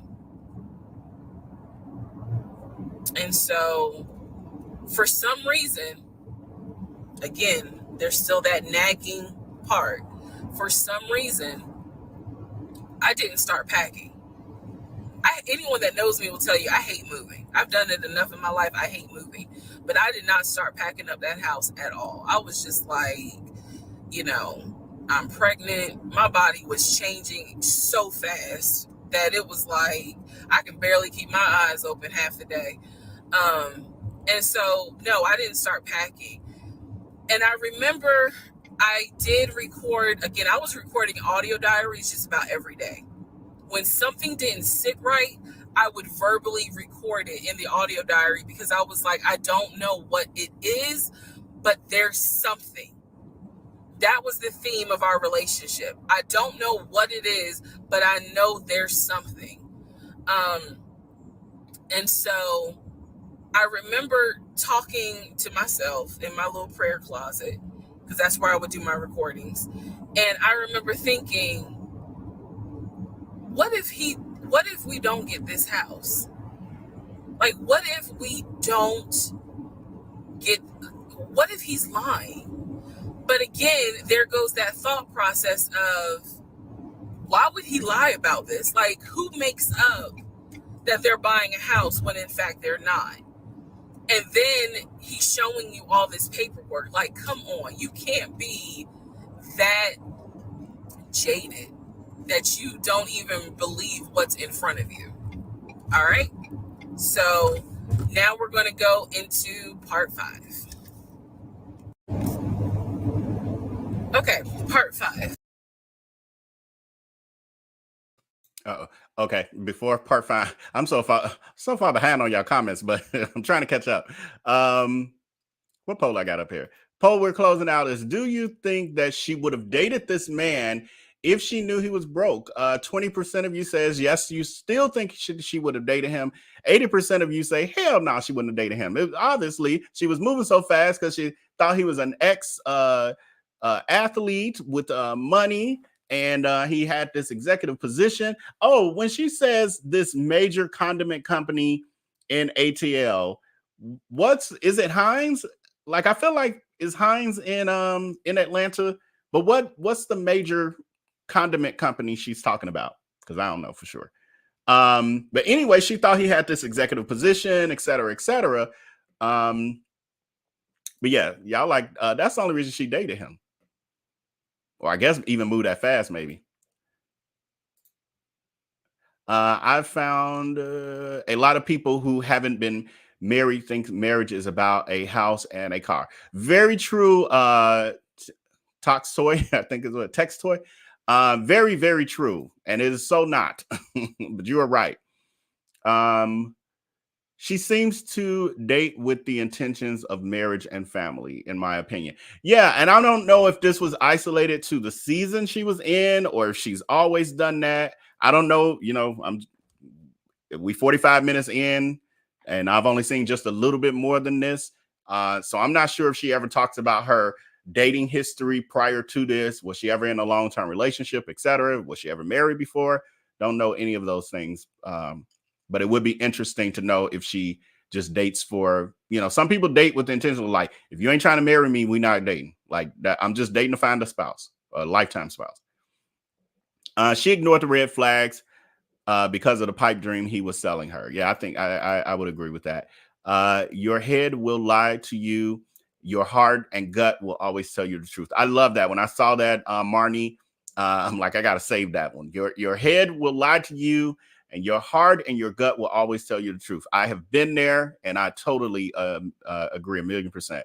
Also, she wouldn't have given this man the time of day if she thought he was. Oh, and that's what made me put that poll question up when I read that, because I was like, interesting. I didn't really think about that because I was looking more into her wanting to be with someone, but the other side of it is she clearly mentions multiple occasions that him acting like he had money and this successful life sparked her interest, piqued her interest multiple times. So him paying for the $30 or $50 tire. She's like, "Ooh, he got money." It is sad to see how cynical people are. I think she felt God was blessing her, and it was her turn for love. I don't think she was silly, just blinded. And I think that's I start this comment too, because I definitely like to look at it from all angles. And I think that in giving some level of grace to it, we do not know her in real life, to say that, maybe she was locking into feeling like this was truly going to happen and God was blessing her, and this was her time. Her time had finally come. I may not know much about the home buying process, but I definitely want to be included in all calls and correspondence. Yeah, she learned that lesson herself, though. She talks about it at a certain point. Please hit that like button if you haven't as of yet. Thank you to all of those who have hit it as of yet. And if you haven't, please click it as soon as you can, because it definitely helps this video and this channel grow. Also, the next one is, did she not have friends? Like, this can't be real life. I start this because Frank frankly speaking, I don't always think it matters whether or not you have friends, because I have been in positions where my friends' opinions did not matter when I was not making the best decisions for my love life. My friends have and are, let me not say too much, have been in situations where I felt, or we felt as a collective, that they were not making the best decisions for their life with the person that their love life with the person that they were involved in, and that person didn't have their best um best in mind, or we know things, or we've seen things, we've, sometimes we say stuff, sometimes we like, they already know, and this is just what they got going on. So just because you got friends, don't mean that, as Carmel Butterfly is saying, yep, folks don't listen. I've been one of those folks. So, and sometimes you need to just let them go through it, because sometimes trying to intervene or force someone to see what you can see may cause problems in your relationship with them. Sometimes you just got to let people go down that path. You can give a little bit, plant seeds, sprinkle a little water here and there, but don't do too much, because you could lose your friendship over it, or relationship. She was also moving fast. It is not all on him. She wanted it just as much as him.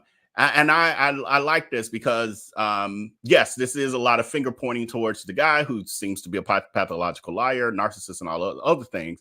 But she definitely had a role to play. She had to be the other player in this this story. She participated. Be suspicious of any woman who also wants to move too fast. Yeah. And then again, desperation, whether they felt like she was, this was actually a blessing from God, all those things come into play. I think he tried to spin the studio apartment as an executive apartment. Remember, he said he was looking for a home because he had moved to ATL for the job. Okay, so he was using that studio, acting as if it was provided by the company because he's looking for a home, all of those things. Question is, I still want to know what his damn apartment was and what it looked like, this studio. Because again, if it ain't in some nice building somewhere, I'm still questioning. I'm still looking at a side eye. Okay, last comment, then we're moving back into, I think, part 5. Are we on part 5? I don't know. I live in Gwyneth now, and I didn't even know there were studios in this county. He explained. Okay, so you're saying the same thing. He explained it was a studio. So let us know, Jarrell, that I mean, is it? I don't know if you're gonna say, if your area ain't the best. I don't know if you're gonna necessarily say it, but like, would there be? Well, you said you don't even know that, so it's probably no like high-rise towers and stuff. I don't know, but let us know. Do you feel like where you are is a place where he might have a really nice studio apartment? Okay, let's move into it, and I'll figure out where I left off on the comments. Who the fuck did I marry? So I'm questioning all this stuff in my head out loud on my audio diaries. And then once again, I'm like, but look at what he's giving you. Like, he's paying, it wasn't a question about money. It was just a question of, are we really about to move into this house? And keep in mind, he's paying all the household bills. He still is. So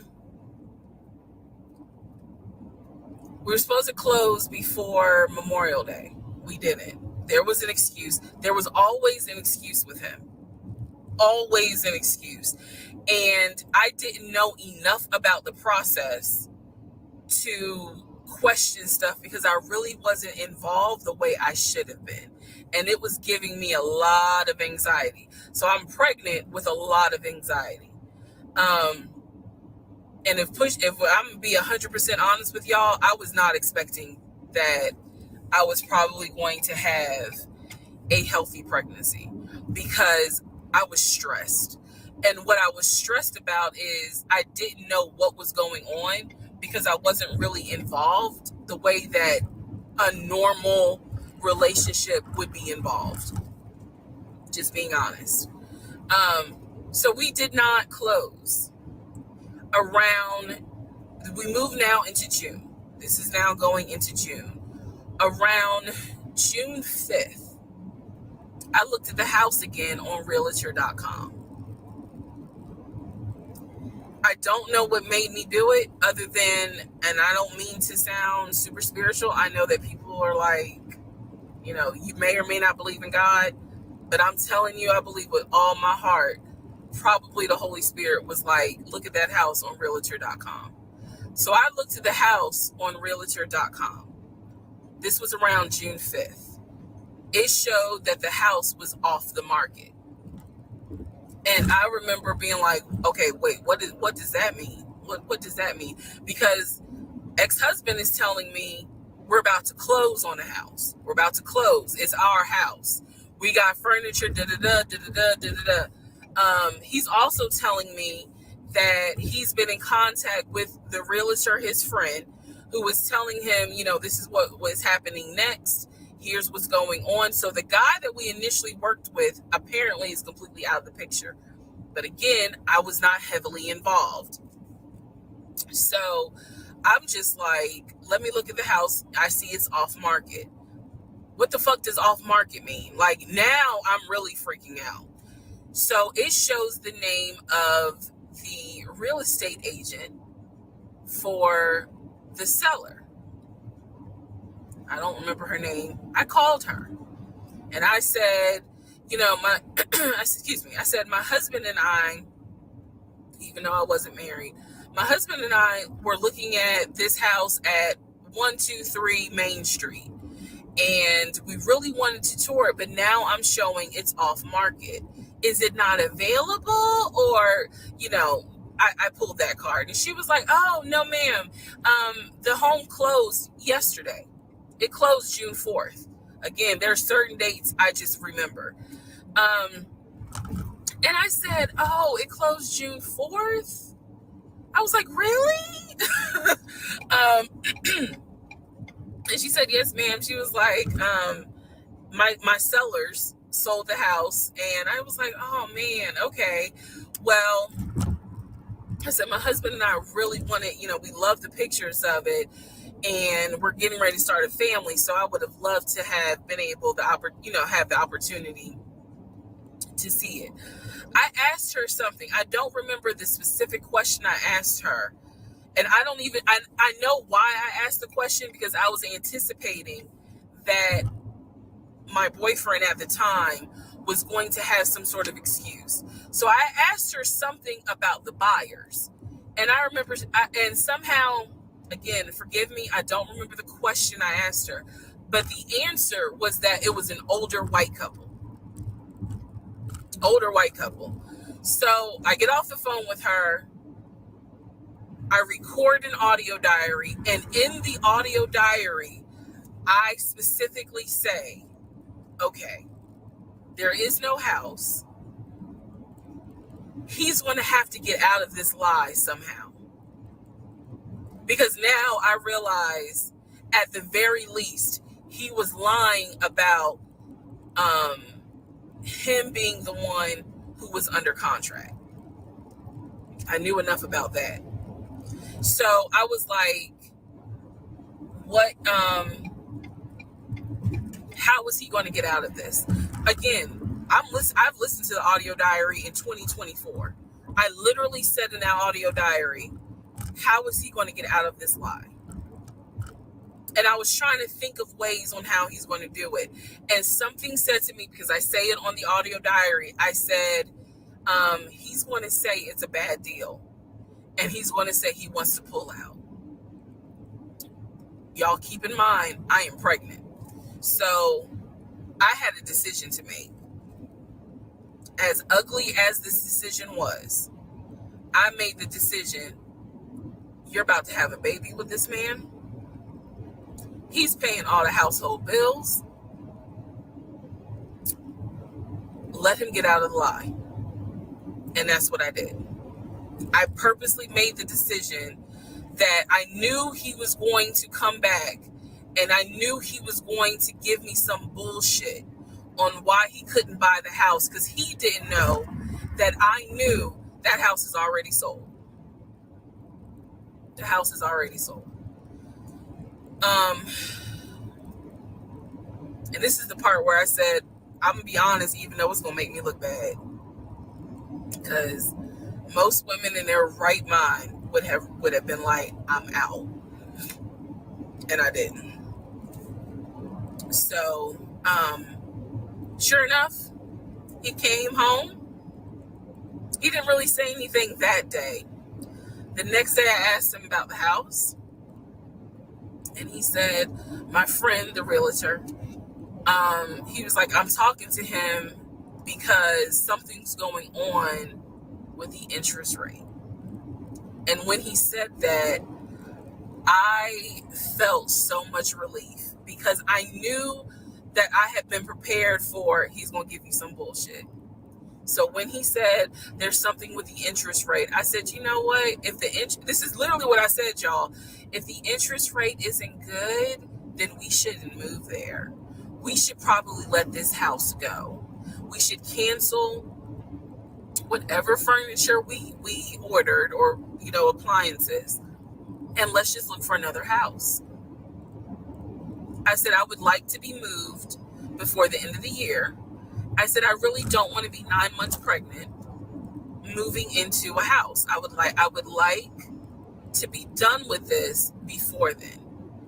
And the way I said it was so calm. And he was like, okay. He was like, I'm going to call the friend, the realtor, and tell him I'm backing out of the house. And I'm going to see if I can get my earnest money back. And I remember looking at him. I was standing in the kitchen and I cocked my head to the side and I said, okay, get your earnest money back and let's find another house. And so that's how that first house fell through. So, fast forward, I keep looking at this to see how much time I have because they only give you 10 minutes. So this is part 5, part 6 is coming up, but subsequently what ends up happening the next week, which is mid-June, I was at work, and I started cramping, started bleeding. And at this point, my doctor, I had just had an ultrasound earlier that day. So I went to work because the ultrasound was fine. I went to work and the cramping and the bleeding started. And I started crying because I kind of knew what was going on. And my doctor had called me and told me that when they did the ultrasound, they did not see a heartbeat. So she was like, this pregnancy is not going to be viable. So I'm crying, hysterical. And now we're going to get into part 6.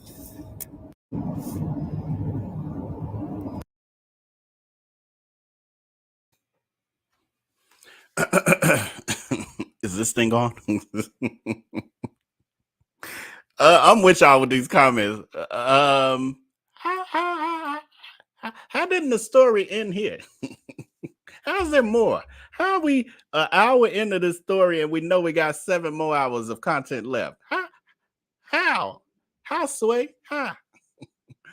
Poll question we're closing out is, should she have called him out when she caught him lying about the house? About buying this house? 94% of y'all say yes, absolutely. 6% of y'all, what is going on? Are you one of his relatives? Did your finger slip? Why would you not confront him about that at that point? And this is the part I wish, I don't know. Again, we're learning. I don't know. I ain't watched all 29 hours of this. I'm also wondering, because she did, unless I missed it. If I missed it, y'all let me know in the chat. But did she say why she didn't call him? Maybe she did. Maybe I'm multitasking. So maybe I missed it. Why didn't she choose to call him out in that moment? To say, all right, now this enough of this. We just doing stuff. Why did she not call him out in that moment? Why didn't she shut it down in that moment? Jay Slim is saying she didn't know that man. She was pregnant and had no idea how he would respond. Okay, is that what she had said? Maybe I missed that. Maybe I missed it, but that makes total sense. So I don't know if she said it and I missed it, or if you've just surmised that from listening. But that is a great that could be definitely a reason, which makes sense, but it's scary because it's like now you're having a baby by this man, and it's kind of like, and you're committing more because okay, he lying about all this. Right now, for her, if I was in her situation, I would say, well, at least I'm in my own house that I have control over, and I can get him out of here eventually. I don't trust you enough now to give up my home and move into whatever you end up having us in, and then later find out maybe you ain't never paid the mortgage or something crazy. The next thing you know, we home, or we never owned it at all. You was actually renting our house, and now I done gave up what was mine to end up with in some fairy tale with you. So that would have scared me. That for me, well, there's a lot of other stuff leading up to that, but for me, this would have been the icing on the cake where trust would have been lost and never able to be regained. Not from that. Not for that. It's too big of a lie. For no reason, on top of that. For no reason at all. Also, the same, my dates were like prison visits. You get a hug at the beginning and a hug at the end. Y'all don't ask how I know. Right. I like that though. A hug at the beginning and a hug at the end. I'm kind of the same way, especially a first date. Nah, I'm not buying any appliances or furniture until closing. Right, Misty Blue, being a person who has owned multiple homes and moved more time than I would like to admit. I don't believe in buying furniture and appliances and stuff like that until I move in the home, or at least have the access, like after closing, because anything could go wrong. Trust me, I know. Anything can go wrong up until after you actually sign that final document and get your keys in your hand. Before that closing is finalized, anything can happen. So I don't believe in buying things before I get in the house. The other piece of that is if you've lived in, multiple places, you know that you also want to be able to take your own measurements. And then they always say, and I'm a true believer in this, you want to live in the space a little bit to get a vibe and a feel for like the flow and what works and what doesn't. Sometimes if you're buying furniture for a place you haven't moved in yet, you realize that the furniture is either underscale, meaning it's too small for the space, doesn't fill up the space properly, or overscale. It's too big, can't get it through this doorway, or it fits in the room, but then you can't fit nothing else in the room. All of those sort of things. So same with appliances. You got to know how things are, how they need to be installed and what works and what doesn't. The stove that was there has a slimmer back than the stove you just bought or whatever. Those things matter. Those things matter. But again, she obviously was not experienced. So, maybe these things she don't know. Did she ever make it clear whether or not she actually owned her home or was she renting where she lived? That I may have missed. I have never heard her say she loved him. Now, when I saw this nature lover, when I saw this, I was like, damn, that's a point. I ain't once heard her really say how she was head over heels for him.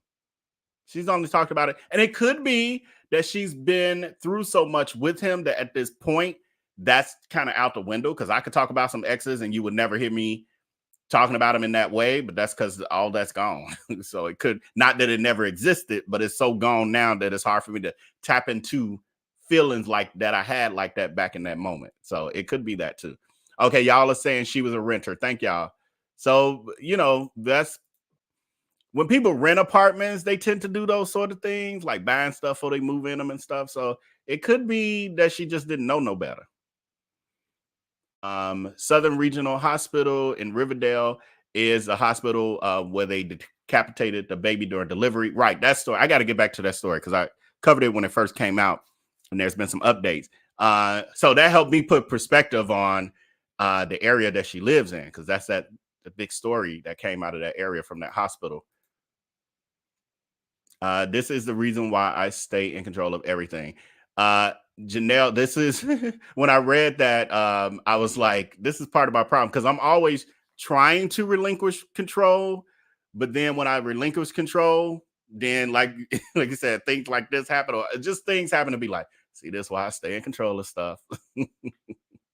So I'm with your friend, but we gotta learn those areas where we can relinquish control. We gotta just constantly work on it. You play Inspector Gadget when you first meet, not dang near 8 months later. Yeah, that's the thing. When she finally started, checking behind him, making phone calls, paying attention to this, paying attention to that, she in deep. She already got a baby brewing in the oven. Now it's not an easy escape at that point. She wasn't nosy enough for me, right? Y'all, y'all was saying. She didn't confide in her friends about all the red flags. So I'm not sure, Anastasia, if you're saying that as a matter of fact, like from listening to the stories, or is it more obvious because she obviously didn't have any wise counsel? I don't know. Uh, they just focused on the dopamine rush, right? And then when I was saying the feel good part of it all, that's what narcissists use to love bomb you and all of that. I didn't use the technical term, but it's the dopamine, like that literally you feel good. There's a good feeling when someone is love bombing you, and all of the beginning stages of dating when things are, the honeymoon period and all of that, for sure. I had proof for my friend and she carried on with it. Right, Majestic. Some of us have been in those situations where we knew of, a friend, significant other cheating, and you try to, give them a heads up, and they ignore you and they continue with that relationship. And then sometimes you become the bad guy.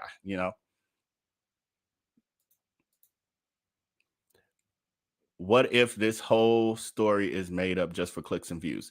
Yeah, that's I'm not, again, I haven't heard anything contrary to that, but I have heard, I even wonder myself, because when it comes to this stuff, I'm always, because the internet is full of people doing stuff for clicks and views, and more than like pretty much 80% of the internet is clicks and views. Most of it is false. It's a TV show. It's a TV show that you get to comment on, like you're living in it with real life people, but it's all theatrics. So I'm not sure if parts of it are made up, if none of it is made up. I'm not sure. Um, Majestic says, I don't see a problem if she just made it up, but I don't think she did. Yeah.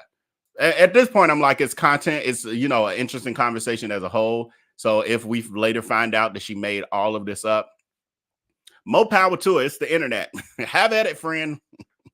Have at it. And I feel like it just gave, a conversation for us all. So, and content. So she is acting like she has never been in a relationship before. That's why I'm really interested if we'll ever find out if she has had other experiences, because she went in hard, quick, fast and furious. He seemed to manage to initially pay the bills in her 3-bedroom. So yeah, with her saying he paid, what she said, all the bills except for her. I forgot which bills she said he didn't pay, like 2 bills of hers. However, and this is what love bombing comes in though.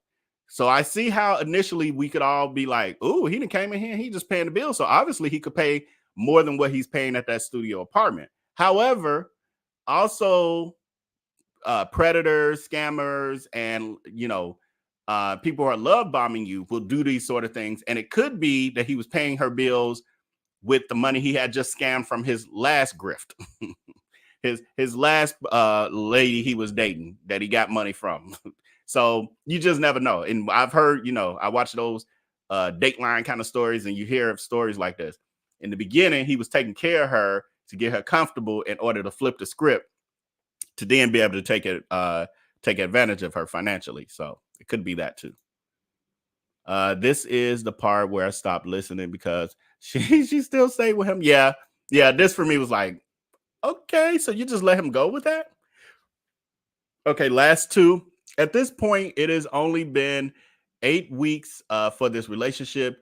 We've had a move-in and a pregnancy and a plethora of lies. How she's not out of any money. He's paying for everything. How is she not out of any money? He's paying for everything. Yeah, I think this is the grooming period that we're still in. Now she's starting to see the real life red flags, like the manifestation of the lies, the house of cards, the cracks in the foundation, so to speak. But it's not quite tangible yet. So I believe that he's still love bombing. I I love the fact that this isn't all his fault. She's owning her part. Yeah, it seems like for the most part, she's definitely being transparent and owning her part. All right, let's get back into it. Okay, so this is part 6 of Who the Fuck Did I Marry? So, where we left off. So, obviously, my doctor had called and told me there was no heartbeat, the pregnancy was not viable at that point, and I was cramping and spotting at work. Went into my best friend's office and immediately started crying. She was like, "What's going on?" And I said, I told her what the doctor said. And she grabbed her keys, grabbed her purse, and was like, "Let's go. I'm taking you home." On my way home, I called my boyfriend and told him what the doctor said. And he was like, "I'll meet you at home." So he was coming from Duluth, went straight home. Um, and so about 24 or 48 hours later, I had a doctor's appointment. And my doctor gave me 3 options. First option, let everything happen naturally. Your body will expel the fetus on its own. Second option, you can take a pill which will induce expelling the fetus at home. The pill basically will cause you to contract and expel. The third option was to go into the hospital and do a DNC. I did not want to do a DNC because I did not want to be in a hospital with COVID going on. Um, and for whatever reason, I did not do the option of let it happen naturally. So I chose to do the pill. His birthday was June 17th. My ex's birthday was June 17th. So the decision was made, we're going to celebrate his birthday that day, go out to eat. And then that night, I would take the pill because we both were off from work the next 2 days, next 2 or 3 days. So went out to eat to try to celebrate as best we could, and then took the pill that night. That night was the most traumatic, excruciating pain I've ever put my body through. I do not recommend any woman, if prayerfully you don't have to go through that, but I don't recommend taking that pill. If you don't have to, don't do it. Um, I spent the whole night in the bathroom, just crying in so much pain. I couldn't take, they gave me a narcotic. I couldn't take it because I found out I was allergic to it. So it was causing me to like projectile vomiting. It was a mess. So, um, and he was right there. You know, he was scared that he needed to take me to the ER. But in the morning, the pain kind of subsided. So about 72 hours later, I had another doctor's appointment where the purpose of this appointment was to do an ultrasound to see if everything had passed. Everything did not pass. So, because of that, my doctor was like, we're going to have to do a DNC. Um, my DNC was scheduled for the first week of July. My boyfriend, my ex, was going to take me. Um, that was always the plan. 2 days before my procedure, he comes home and tells me that he is up for a promotion. He's up to be promoted to VP. Because of this, the president of the company, excuse me, is coming in, and it was going to be this huge business meeting he had to go to. The business meeting was scheduled for the day of my surgery. And so I'm throwing a fit because I was like, you there's no way you can do that meeting. Like, I need you to take me to the hospital and all this other stuff. And so he offered to have his sister take me to the hospital. Apparently his sister lived in Douglasville. I was like, no, because I've never met her. Like, I know I'm not having a stranger take me to the hospital. No, this is a private situation. I don't want to do that, blah, blah, blah. So my aunt had offered to take me, and then my friend who took me home from work had offered to take me. So at that point, we get into an argument because he's like, my sister is, you about your family, so why can't she step in? And I was like, nah, because I don't know her. Period. I don't know her. So my friend offers to take me to the hospital because I was all distressed that he's saying he has a business meeting and he can't take me. So I remember being on I-75 on the connector on the phone with her crying because I was so embarrassed that he wasn't going to be the one to take me and that I was needing to rely on someone else to take me to the hospital in order to get a DNC done. And she was really great. She was like, "Girl, this is why you have a village. Like, it's okay. Things happen. The world is crazy right now. I will take you. You're going to be okay." So he did not take me to the hospital for my DNC. My friend did. She could not stay because of COVID protocol. So when they wheeled me into pre-op after I got checked in, I texted him and was just letting him know, "Hey, here's the update. I'm about to, I'm in pre-op. They're going to get me prepared to go back to the surgical ward or whatever." And the response I got was from his new executive assistant named David. Now, when he told me he was up for the promotion, he did tell me that part of getting this new job would be that he would get an executive assistant named David. And he did tell me, "I'm going to make sure that I inform David if you get a text from this number, meaning from me, pull me out of the meeting because she's my fiance's having um, a procedure done and I'm picking her up, so it's important that you come get me if it's something serious." So I text him. David responds. He said, "Yeah, Mr. Blah blah told me that you are having a procedure done. If you need me to get him, I can go get him. He's in a meeting. Just let me know what you need."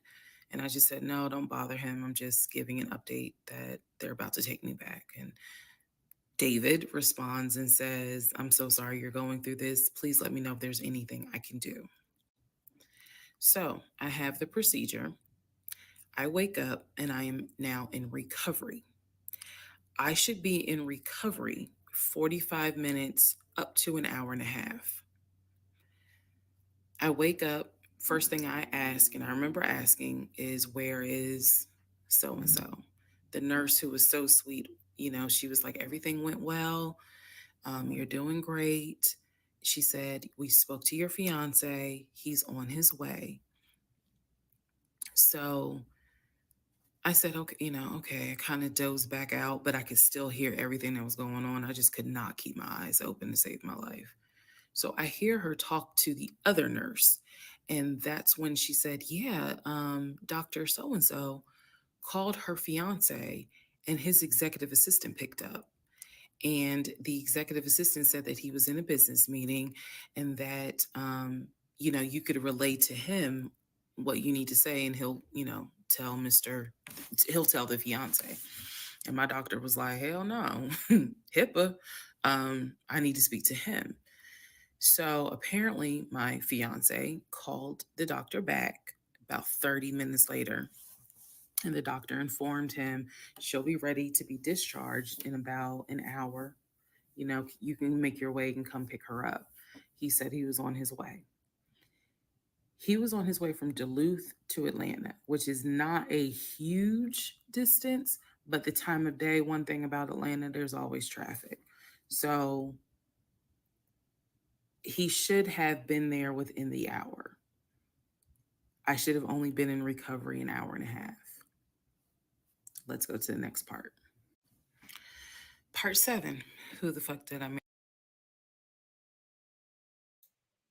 Okay, we're moving into part 7. Jesus, y'all, we gonna see how much more time we get through. I'm gonna try to give at least another hour, or end it at 3 hours, and then we'll come back. It's a lot. Okay, so a couple poll questions, not poll questions, comments. She emboldened him by allowing him to think that she didn't know better. I agree with that statement also, where when that fake house purchase didn't go through, that was her time to let him know, Ninja, I see you. And I think the fact that she played it off like she didn't know any better just made him think, hey, I got away with this.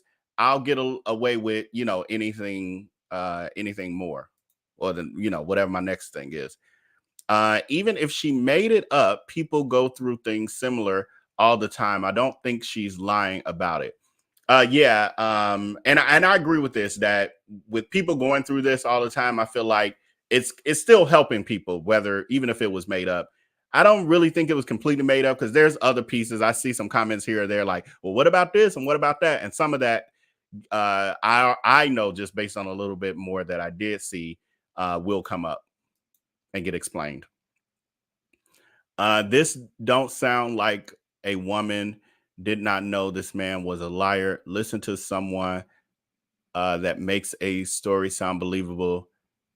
If it is true story, his family would play a part in it. All of that gets mentioned coming up, so I don't want to spoil it. And then lastly, she's really desperate for a man. Companionship, a man. She said it was also, keep in mind, this was also during the pandemic. So some people did some strange things during the pandemic. Not me, y'all. All right, let's continue. Mary. So I should have been in recovery at Northside Hospital for about at most an hour and a half. Um, Subsequently, I ended up being in recovery between. Oh yeah, I just saw this one comment. I want to pause since it was just getting started. They found him. Yeah, so right, actually, before as I was putting all this together, it seems like they're saying he's speaking out. What I didn't have time to do was verify all of that, because again, if what I'm saying in the chat here, if she's in London and now the guy's coming out, supposedly, is this the real guy, or is this somebody who's lying about being the real guy? So you got to be careful with that. And I don't know, there could be 100% proof that this is the guy, etc. But I didn't have time to vet it before coming on with y'all, so I didn't do that. But if y'all know it to be true, feel free to put where to find it in the chat. 3 to 3.5 hours. The nurses kept calling my ex, asking what's the status, because they were actually getting ready to do a shift change. So they kept calling, asking, what's the status? What's the status? Like, where are you? I want to say that they called a total of 3 times and they spoke to him twice. Um, so at this point, I knew that they were all like, where is her? Where is her fiance? Like, what is going on? He said he was stuck in traffic, and so he was making his way there. He eventually did get to Northside Hospital, and they wheeled me down because, again, he couldn't come in just because of the protocols. So when I got in the car, and I'm in pain, but yet drugged up, couldn't keep my eyes open, couldn't really, I was just out of it. But I remember him calling my aunt and my mother and letting them know I picked her up. We're on the way home. Let me get her settled, and then I'll give you guys an update. I remember that. What I did not know was that he had texted my aunt and my mom and asked them to not bother me for like a week. Like, just please don't reach out to her. Let her just rest. I am from New Jersey. I am from an African American family. You don't tell my black mama or my black aunt that, um, please don't bother her for a week. I didn't know this at the time, but I'm just interjecting that part. I'm trying to stay in the timeline, but he did apparently do that, and my aunt was like, "Well, I will fuck you up." Anyway, so go home.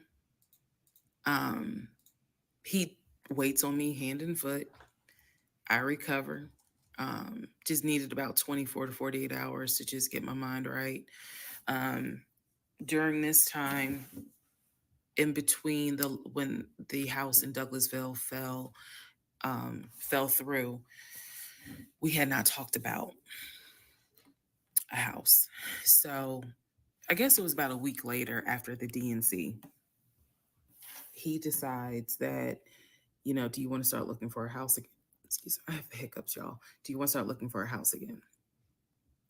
Because of what happened with the house in Douglasville, I felt like I was smarter this time to say, I want to be involved in every aspect because I don't know what the fuck happened with that house in Douglasville. But what I do know is that he lied to me.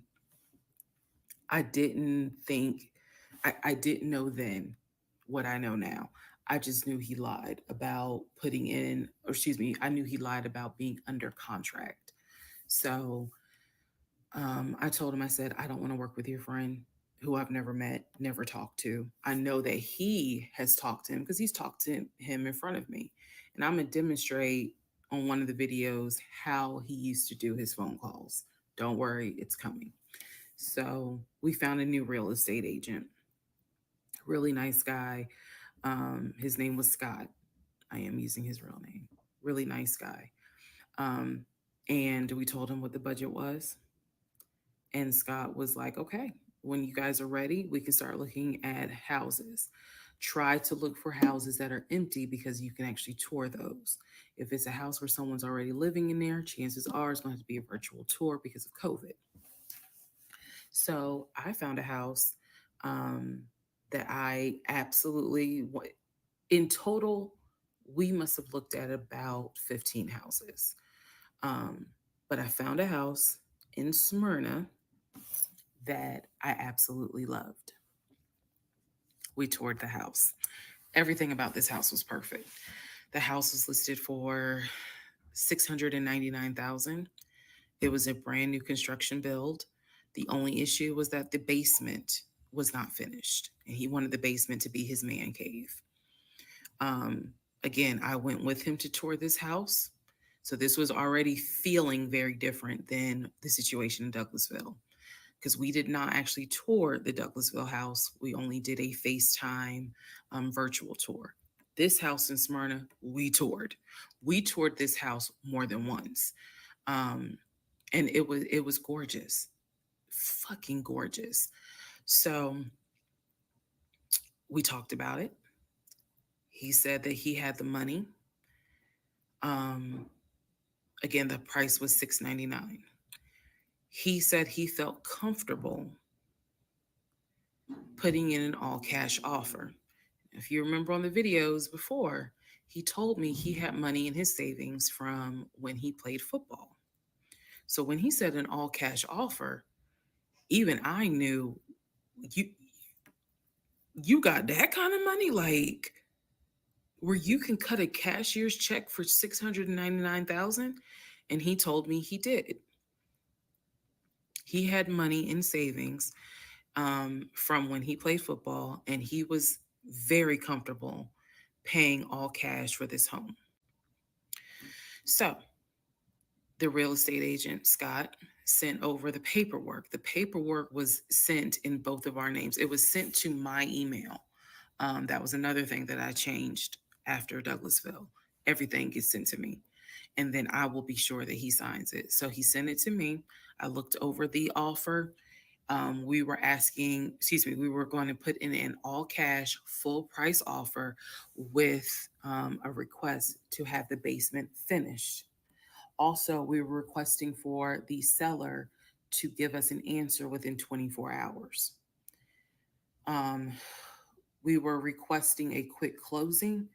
These are just some of the things I remember. I remember 24 hours, like I didn't want to wait on y'all think about it. 24 hours, let us know if you're accepting the offer or not. And then also a quick closing because it was a new construction.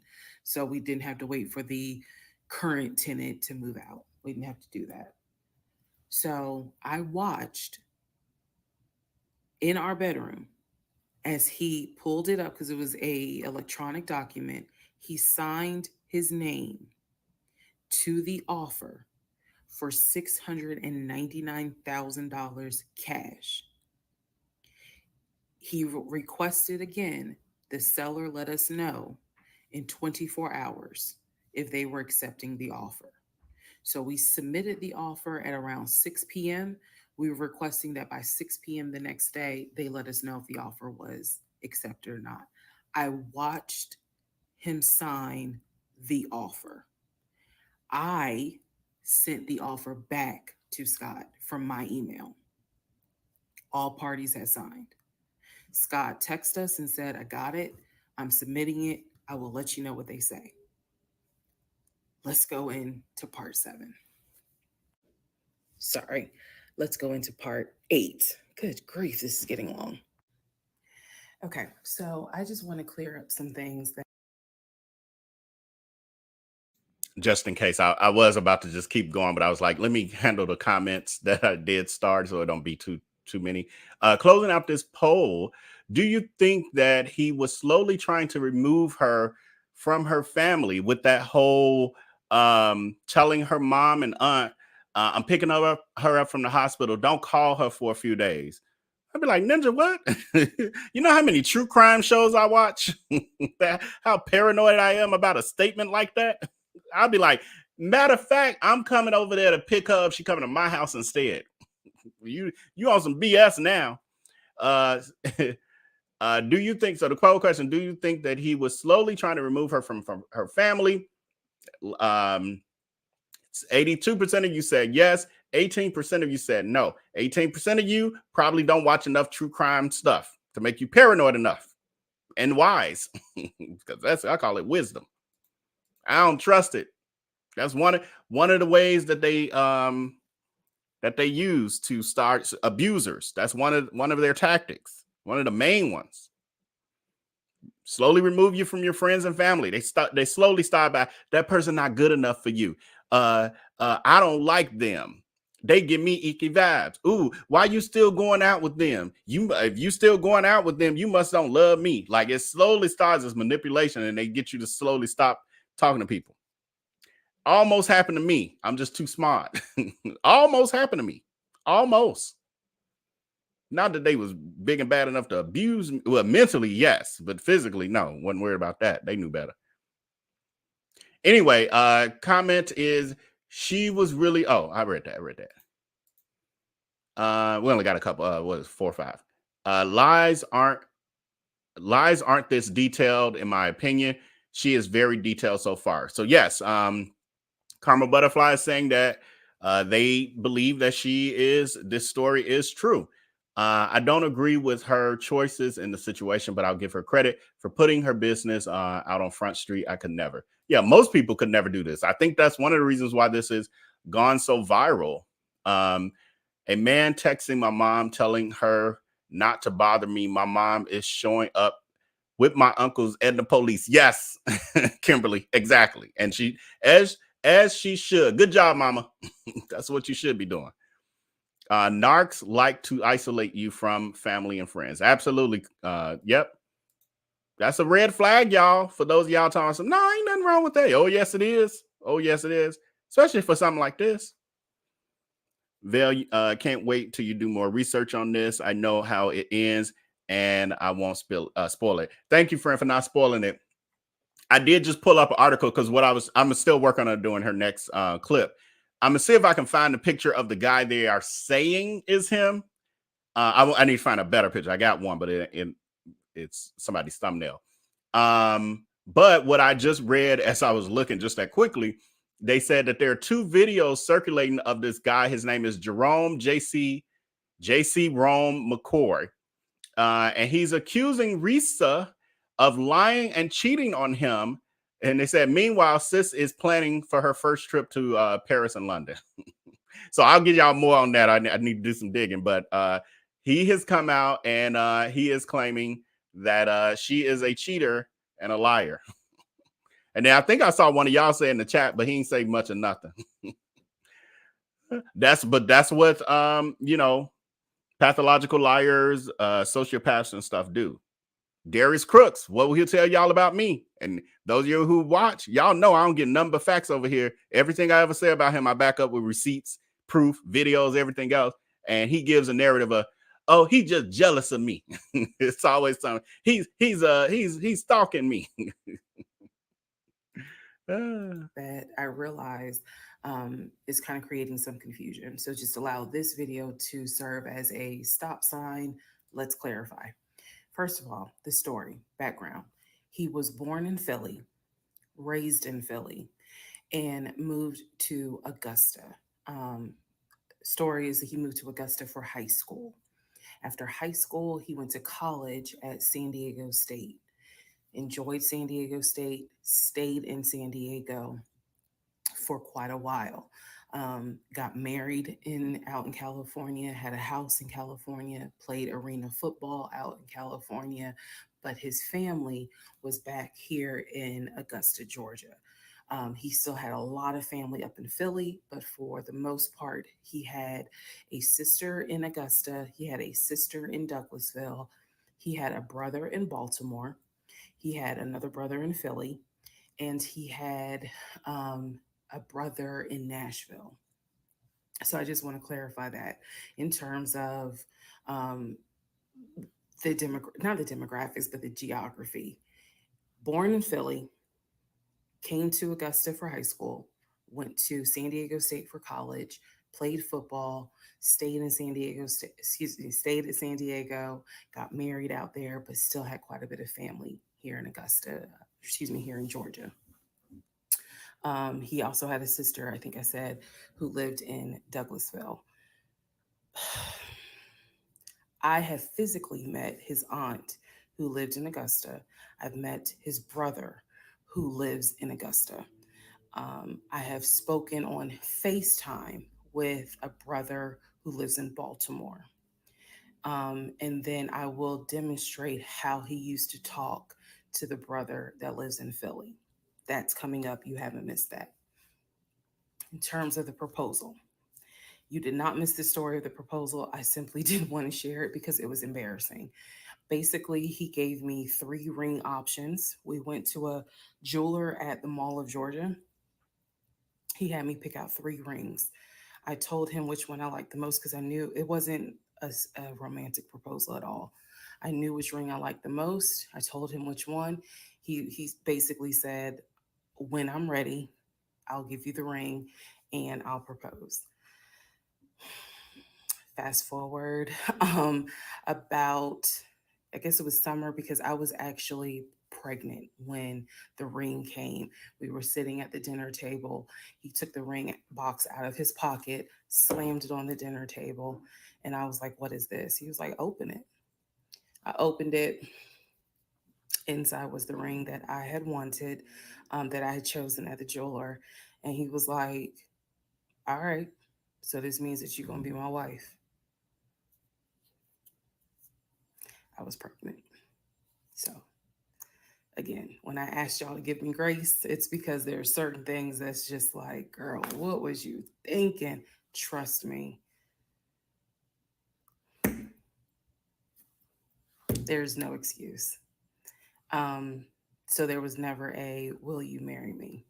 It was more of a, we're living together, we're having a baby together. We need to get married because the backstory also was that his dad was a retired police officer, but at one point his father was a pastor. So he could quote the Bible like nobody's business, as we all know. So can Lucifer.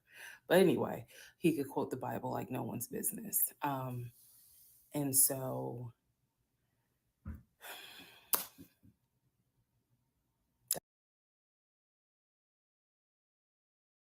I keep forgetting I'm muting myself. I had to stop it right there. He could quote the Bible like nobody else. Hashtag so can Lucifer, because some of y'all Christians get so enamored and so blinded by a human who can quote the Bible. And y'all start thinking, oh, he is God. He is a God shepherd, and he is holy, and he is perfect. I can go down the list. Larry Whitehead, Larry Reed. What's his name? Whitehead. His name ain't Larry. Whatever his name is. Bishop Whitehead, Larry Reed, Darius Crooks. I can just keep. Give me a minute. I can come up with a whole list of them. I ain't gonna add TD Jakes because that's, leave that out. But do not be led astray because some man knows the Bible and is a great orator. See, I ain't. So some of y'all gonna be like, well, Vale ain't as godly as a Darius Crooks because Darius Crooks is able to present his IG lies like he doing a sermon. And y'all get blinded by it. And then therefore you get taken advantage of. She just told you that part of what the love bombing was, this man knew the Bible up, down, sideways, and he got her. But now she's remembering, oh, that's right, so does Satan and his minions, because Satan was an angel. Satan was a musician in heaven, making heavenly music. Y'all gonna learn. Or not. That's how we ended up engaged. And I was wearing a ring. I will find a picture and I will try to post it. But I was wearing the ring. Don't worry, there's more to that story as well. So just wanted to clarify some things for the people who were like, wasn't it weird that he had a sister who lived close, but he's from Philly? So I just wanted to definitely bring clarity to what he told me was the backstory. Born in Philly, came to Augusta for high school, went to California for college, played football at San Diego State, played football and arena football, worked at Apple, and then joined the condiment company in California, who then transferred him back to Georgia. He was married in California, and he told me he got divorced in California. That is important as well. That will come up again later. And so the ex-wife, at this point in time, at the time that I'm telling you, part 7, which is the last video I just posted, the ex-wife lived in California with her 2 kids, his 2 stepkids. The 2 stepkids were 17 and 20 or 21, but they were that age group. And he was saying that he was very close with them. So he wanted to keep a tight relationship with them. And he talked to them, if not every day, every other day. When I say, when I say this, I need y'all to understand. When I say that he talked to someone, it means that he was on the phone in front of me talking to the person. I hope that, because I will touch back on this. He was on the phone in front of me talking to the person. So he talked to his siblings every day. He talked to his aunt almost every day. He talked to his family the way I talk to my family almost every day. And again, I will demonstrate how he used to do the phone calls. I will also demonstrate how he used to do the work phone calls, because he called me every single day from work. And he would talk to people while he was on the phone with me. And I could hear people in the background. But that's a whole nother part. So again, buckle your seats. I promise I'm reading your comments, I'm reading your questions, but I wanted to bring this video just to clarify some stuff. Hopefully this helps. And honestly, I know people are fascinated by this, but more than anything, I hope that there's a woman watching this and she's saying to herself, okay, it's time for me to ask some questions. That's my hope. All right. So for those of you who have not seen this man, now this is allegedly, because this is what's online and I have not been able to fully vet and confirm myself, but this is the man who they are claiming is her husband or ex-husband, AKA the subject of this, who the F did I marry? Brace yourself. No, no. This is him. This is allegedly, this is the guy. I forgot his name just that damn quick and I closed the window out. Y'all probably remember. Put the name if you remember what name I said. This is the guy. Now, I will admit, y'all know I'm shady and petty. Especially, when it comes to people that don't put good out in the world. Y'all know I'm shady and petty, so I was just being shady and petty. There is another legend. This is wrong. Jerome McCoy is what I read. I don't know where the legend part comes in, Legion or whatever legend. But this is the other pictures that are out of him. So this is what you might see in some of the thumbnails, etc. But this is the guy. Oh, no, sorry. This is the guy who she's speaking about. Would you ladies go through all that she's went through for this? That's the question at hand. Only a couple start questions. Oh, only one really.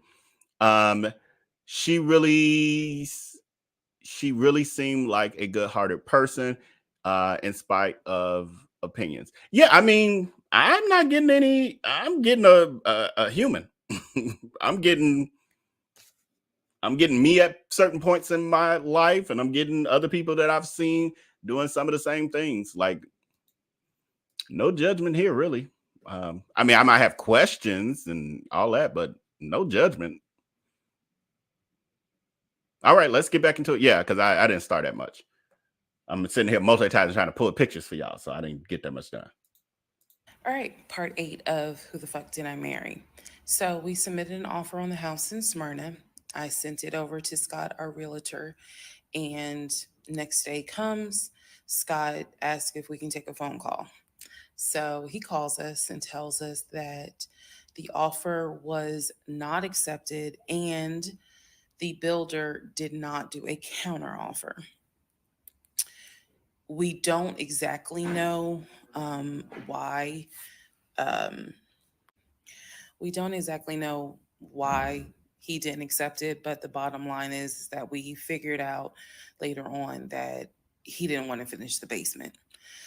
So the offer was not accepted. The house fell through. I was okay with that because, again, I knew he had put in an offer. So we continued looking at other houses. We found another house in Smyrna that he really liked. I thought that it was way too big for just the two of us.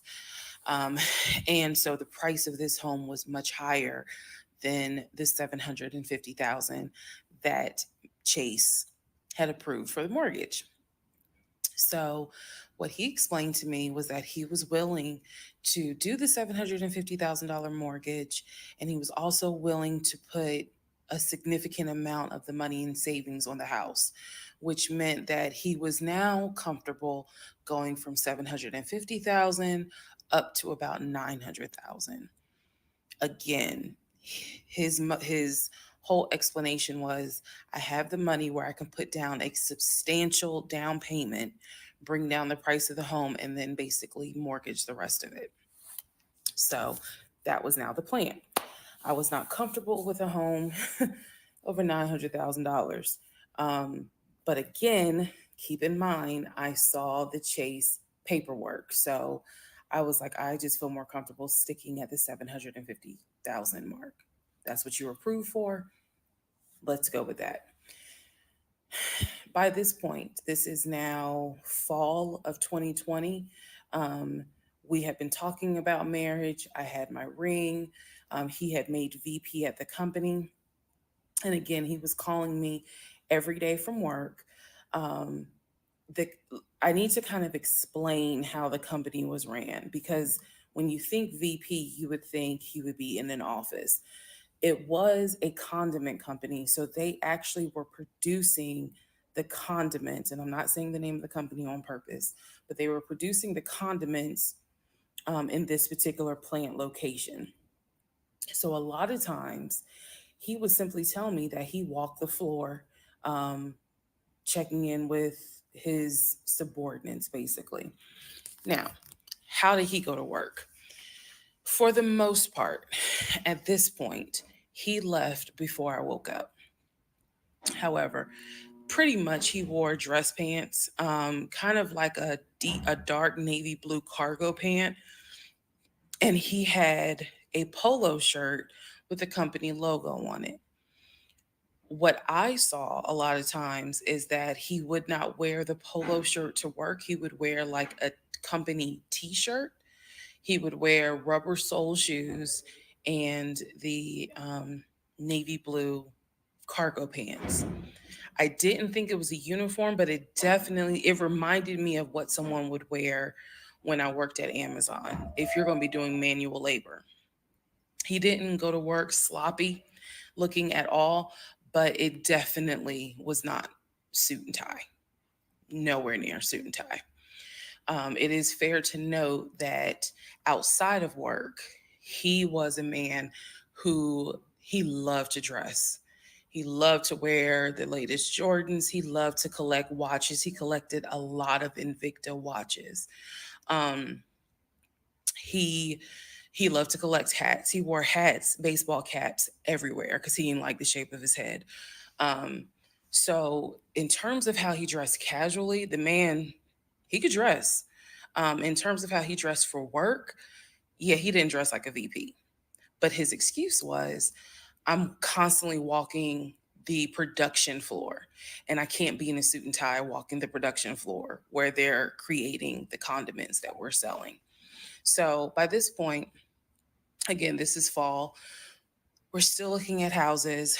We're still touring houses as much as we can because it is COVID. We had found another house that we really liked and a house that I really truly wanted to put an offer in on. This was now going to be the second house that we put an offer on. He put in the asking price, I believe, was about 700,000. He put in under asking an offer for about 650,000. I'm guessing, but I'll try to find the house and put it on the story. The reason that that house fell through, we found out that the home was sitting on a septic tank. We found out that the septic tank had an issue, and it would have taken about $15,000 to $20,000 to fix the septic tank. The sellers were not willing to fix the septic tank.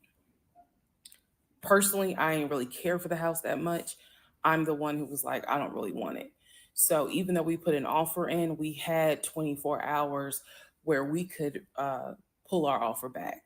And so we did. Once we found out, I believe it was in the disclosure. And if you're a realtor, please feel free to tell me if I'm using the wrong terminology. But I believe it was in the disclosure that they told us the septic tank needs to be replaced. That's when I was like, nah, I don't want that house. So we pulled out. The house fell through. And so I was fine with it because, again, I was heavily involved. I saw him sign the offer. I knew every step of what was going on. Our real estate agent, Scott, was amazing, but you will see when I get to it where he made a mistake as a real estate agent. So house number 2 fell through.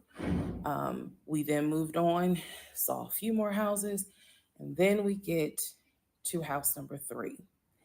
I'm going to pause talking about the houses because now I need to introduce what happened with the cars. Stay tuned. All right. All right, so we're moving from the the saga with the houses to the saga with the cars. Just a couple comments, and then we're gonna move right into. Well, I keep saying a couple; it's only one. He was dressed. So the way that she described him dressing, with basically khakis and a polo shirt, a branded polo shirt, company polo shirt. I was like, what VP or regional manager would wear that on a daily basis to the office? Now, I know in some commercial companies, the regional manager may wear those sort of things to the different branches, different locations. The usually they would be the customer facing locations. They might have that on. But on a daily basis, they pretty much dress in for the office without uniforms. That would have been a red flag for me, especially maybe district manager, I'll let you slide. But by the time you get to VP level, that's something you wear on special occasions, like I said, to certain locations when it's maybe customers, front facing, some special event, etc. But for the most part, suit and tie. Depending on the organization, maybe it's a little more casual than that. I worked for an organization where it was a little more it was business casual, but we didn't, we didn't have to wear suit and ties. So even for upper management and executives. But that would be some tomfoolery. And on top of that, the fact that he couldn't get away. Because we got past the part where she ended up in the hospital. The fact that he couldn't schedule around his meetings and all of that made no sense to me. Working in management, executive level positions, my work-life balance was horrible, to be honest. However, when I wanted to do things, I could do them. I could leave early, I could come late, I can have a doctor's appointment in the middle of the day. Whatever I wanted to do, I did. Got haircuts every morning, every Tuesday, every Wednesday, I had my haircut appointment scheduled. That's the day I got in the office a little later. Like, when you get to a certain level, you got that flexibility. The fact that he had no flexibility is a big tell at executive level. It's a huge tell. Huge tell. It's in that sort of situation. Unless you work in a retail store, then that's different. Let's get back into it. Oh, it didn't start. Part 9 of Who the Fuck Did I Marry? So we're pausing on the house stuff. Let me tell you about the car. So when I met my ex-husband, I was driving a 2012 Nissan Rogue, fully loaded. It had quite a few miles on it, but it got me from A to B. It was in good condition, but I was upside down in the car. He was. Hold on, I did want to. You reminded me of a point I wanted to make. Oso says, does she even know if these offer letters and approval letters were even real? Did she see the bank statements? Not paper statements, but actually going online and seeing his current balance in real time.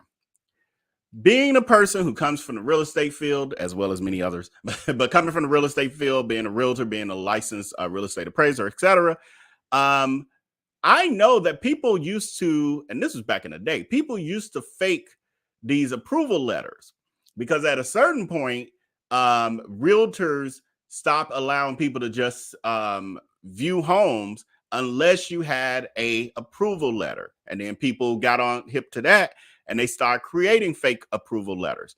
Now I'm going to give her grace because we now know that she was a renter and had never purchased a home before. So for her, seeing a piece of paper with a fake Chase logo on it probably did the job of making her think that things were happening. However, you have to verify that. They usually have a person's contact information on there. Not usually. It's supposed to have a person's contact information on there so you can call and verify. And then you also want to verify that the number and the person you're calling actually exists. So you don't want to necessarily use the number they gave you. You want to try to go the long way around through the main 800 number to see, or corporate number, to see if you can get in touch with that person without using that in more ways than just using that number they gave you. Because the number they gave you could also be to their best friend who gonna answer and say, hey, this is Sally Sue, and I work for Chase Mortgage. How can I help you? You got to know the game. You got to know the game. I don't think she knew the game, but I'm with you also. That was a point that I thought of that I forgot to mention. Okay, let's get into the cars. We're done with the houses. Driving a 2018 Ford Taurus,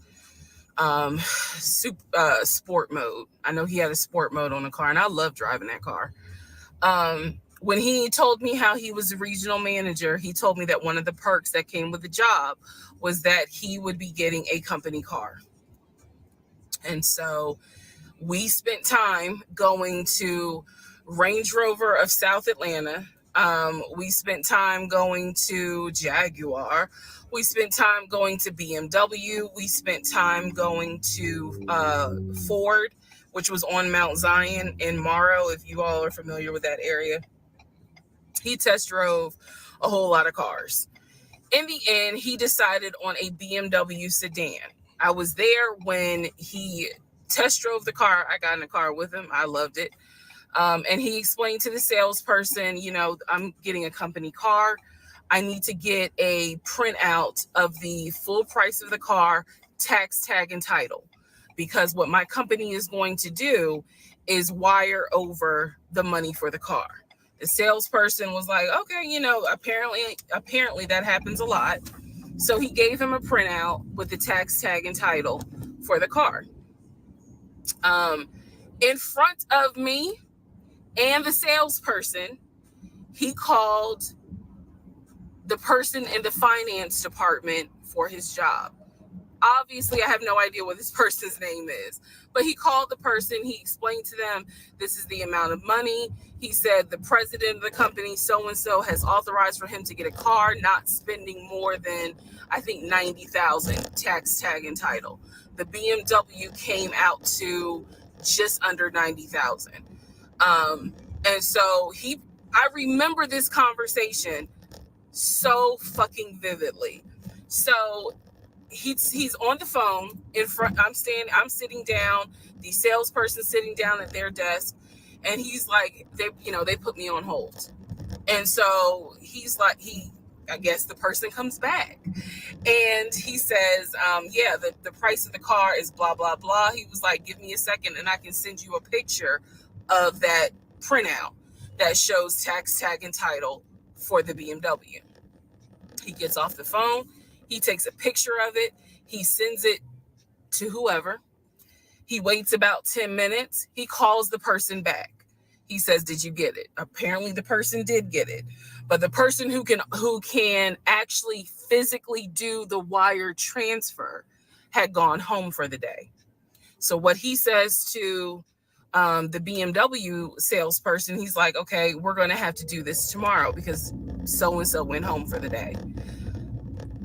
I don't know who the salesperson is. I can only tell you from my viewpoint what I thought. I had no reason to think this was a lie. I really didn't. Because again, you got to please keep in mind the circumstances that all of this is happening. We're inside the dealership. We're sitting at the desk of this person. He gave us the printout. He's on the phone, doing business, basically saying, look, this is how much money the car is going to cost. He's taking a picture of it. He seemingly is texting someone saying, this is how much, this is proof of how much it is. Then he asked the BMW salesperson, I need your wire transfer information. The guy got up, rushed over to, I guess, their finance area to get the bank wire information, because obviously you have to wire it a certain kind of way. Rushes back over, gives it to my ex-husband. My ex-husband's like, okay, first thing in the morning, we will get this wired over, and then, I'll come and pick up the car. My fiance, will drive me up here to pick up the car. So we leave. He felt like, because at the time that this all happened, I was pregnant. So he felt like, look, we're about to have a baby. I don't want you driving that Nissan Rogue. I want to get you something. I want to get you something more secure, something new. I really wanted a Kia.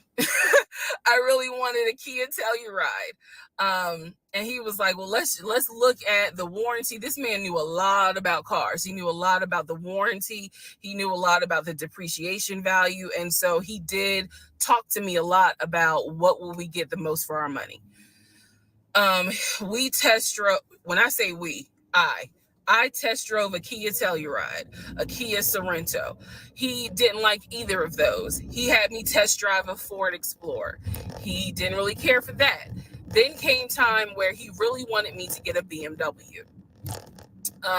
He really wanted me to get a BMW X5. So he took me to Global BMW Imports, which, if you know anything about Atlanta, it's off of Cobb Parkway, but you can see it off the highway. I believe 285 is where you can see the Global Imports BMW dealership. He took me there. He had me test drive an X5, an X6. He also had me test drive I think I'm gonna get the numbers wrong, a 525, which was a sedan. I did not like that. I wanted an SUV. I loved driving the BMW. He also had me drive an M Series, test drive an M Series. So he was very adamant that I should get a BMW. The reason being is because, according to him, he had a BMW in California when he lived in San Diego. He had a BMW that he loved. It was a white BMW. He showed me pictures of the BMW. So he showed me pictures of this white BMW that he had. And unfortunately, the car got totaled about 2 months before he moved to Georgia. So he had received money, not a lot, but some money to get another car. And he used it to get the Ford Taurus because he was like, I just need a car that's going to get me from A to B until I get into a house and I'm much more settled. For him, he was like, I'm really giving myself 60 days to get settled here in Georgia after moving from California. But then he met me. Again, that's the story. So he had me test drive the BMW. So much so, I loved the BMW. Loved it.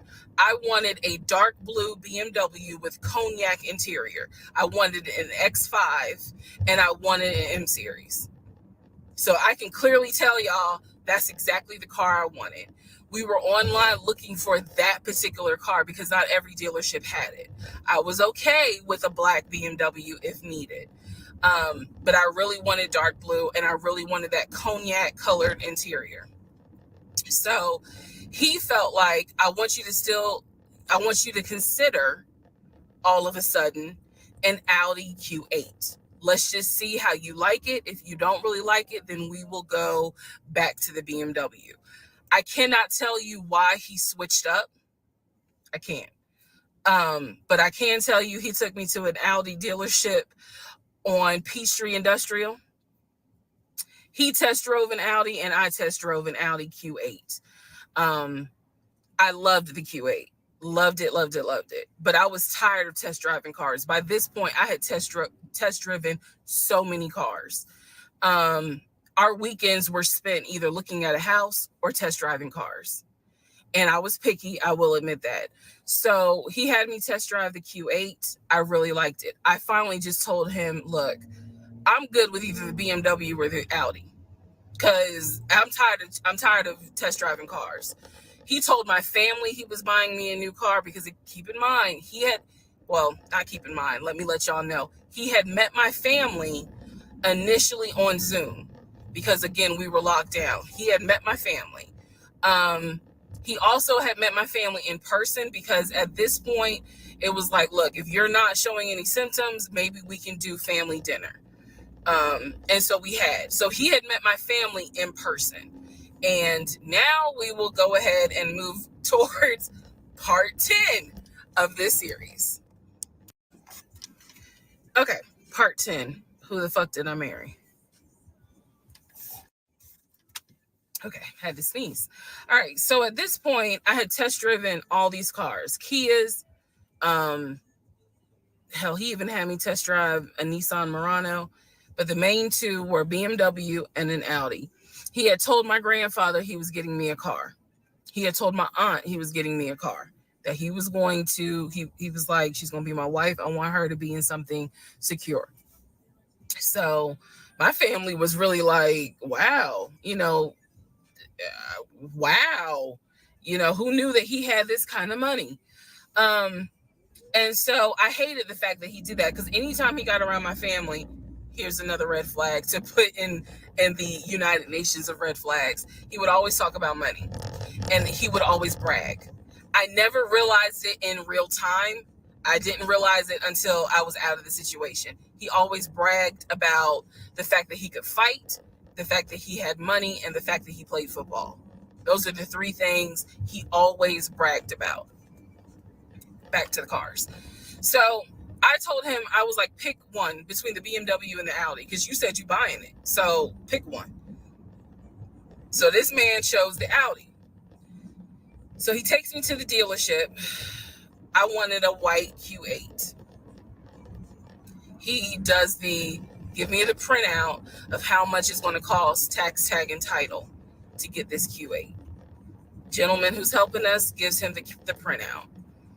He's saying he's going to pay this money for the car out of the savings account that's offshore.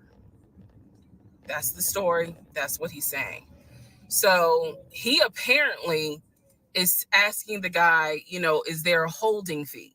Can I pay a holding fee to secure this car while I'm working to get the money transferred? Because obviously with COVID, it's going to take long for the banks to transfer the money.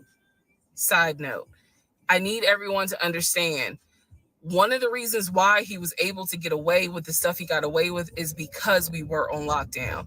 It's crazy because it's now 2024, but I don't know, do we all remember how it seemed like a lot of stuff stopped in 2020? Now, keep in mind, that's not an excuse I'm making because shit still got done. But in terms of business as usual just was not happening in 2020 at this time. So when he's saying, it's going to take a while for the bank to transfer the money, the gentleman who was working at Audi he didn't make a face. He didn't blink. He was like, I know it's going to take a while because of COVID. So basically what ends up happening is we leave. He has the printout. He calls the bank, or he calls his financial advisor, who does have a name. The financial advisor's name is Eric.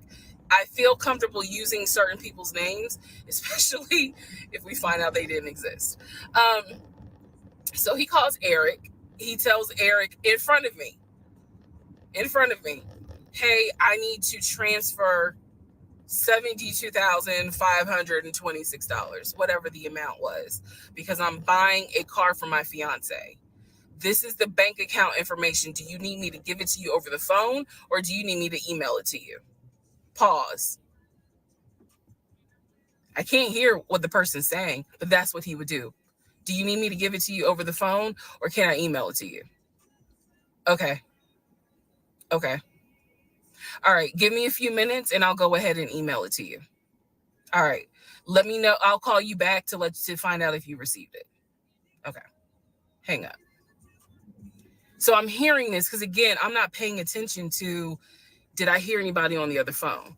Did I hear anybody on the other end? So he proceeds to type up an email, type up something, telling him this is the information that we need. I didn't think anything of it. He called me at work the next day to tell me that the money was sent to Audi, that he called Audi and he confirmed with Audi that they received the money. What he told me is that the car is going to be delivered to the house. Y'all, it's not that I lived in the hood, because I didn't, but I did not live in an area of Clayton County where you would have a brand new Audi delivered to your house. So I remember saying to him, I don't want that car delivered to the house, not yet, because I need to put that car in the garage. And my Nissan I only had a 1-car garage, so my Nissan was in the garage. So he said, okay, well, let me call them back and change the delivery date. Can you be home, or can you do a half day? So he's asking me, can you work a half day so that they can deliver the car and you will be home for it? I said, yes, that's fine. Because again, it's COVID. I'm working from home anyway. I only had to go in the office 2 days a week. So I'm at home the next day. He told me the car would be delivered between the hours of 1 and 3. Obviously, between 1 and 3, nothing happened. So 3 o'clock, I called him. He's at work. He sends me the voicemail. He calls me back. I said, it's 3 o'clock. No one ever came with the car. What's going on? And then I remember I was like, well, do I need to call Audi myself? Because I thought that you handled it. But if you didn't handle it, do I need to call them? And so whenever I would suggest I will handle it, he would get very, very defensive. Red flag number 472. So he was like, no, I will call Audi. Don't do anything. I'll call Audi and find out what's going on. Okay. So I'm at home chilling, cooking dinner, normal night. He calls me back and says, yeah, the car was stuck on the truck in Spartanburg because apparently that's where their deliveries come from. So when he told me this, I was in the kitchen laughing because by this point, I will be honest, and I told y'all I'll be honest even when it makes me look bad.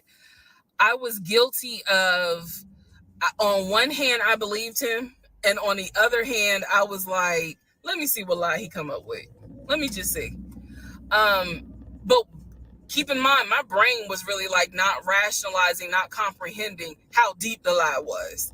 I just thought that no one told him the car was going to be delivered, and he made that up. I had no idea how deep the lie went. So he said, you know, the car's in Spartanburg. It should be delivered this weekend. The weekend came, he had a whole other excuse.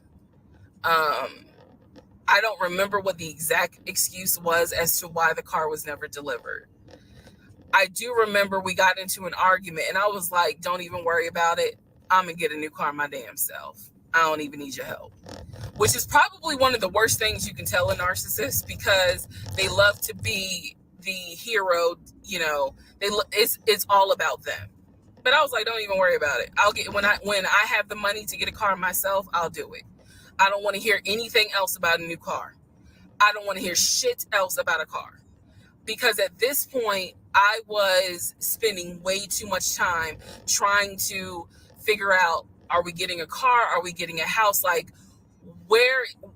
what the fuck is going on? Always there was an excuse.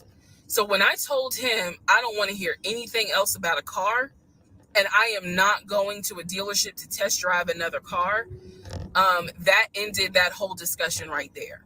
So this is where I'm going to interject what I believe was happening. I believe that my ex-husband is the type of person, he gets off, nut. He gets off on you being excited about something that he knows you will never get. So I believe that he enjoyed going to car dealerships. He enjoyed watching me test drive a car and get excited about it, knowing I was not going to get it. It is the level of cruelty. And again, I'm telling y'all stuff that I found out way later on. It is the level of cruelty that I still cannot comprehend.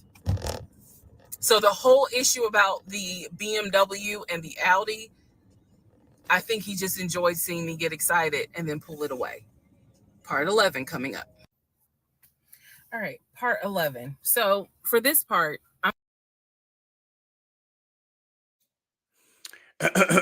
so we already got from the I would have been, that house thing would have been hard for me to get over, that lie, like too hard for me to continue. But then we get to this car, a car that's supposed to be delivered, a car that you've scheduled for me. Well, for one, you forced me to test drive multiple cars, insisting that I get a new car when it wasn't even on her radar, because he's like, you're pregnant and I want my wife to be in something that's reliable and safer and blah, blah, blah. And then you have me go through all that, get emotionally invested, waiting on the car to be delivered, weeks later, whatever, get through all that process, waiting on the car to be delivered to the house. You have me waiting around for it, and it doesn't come. And then I call you, and then you come up with another excuse.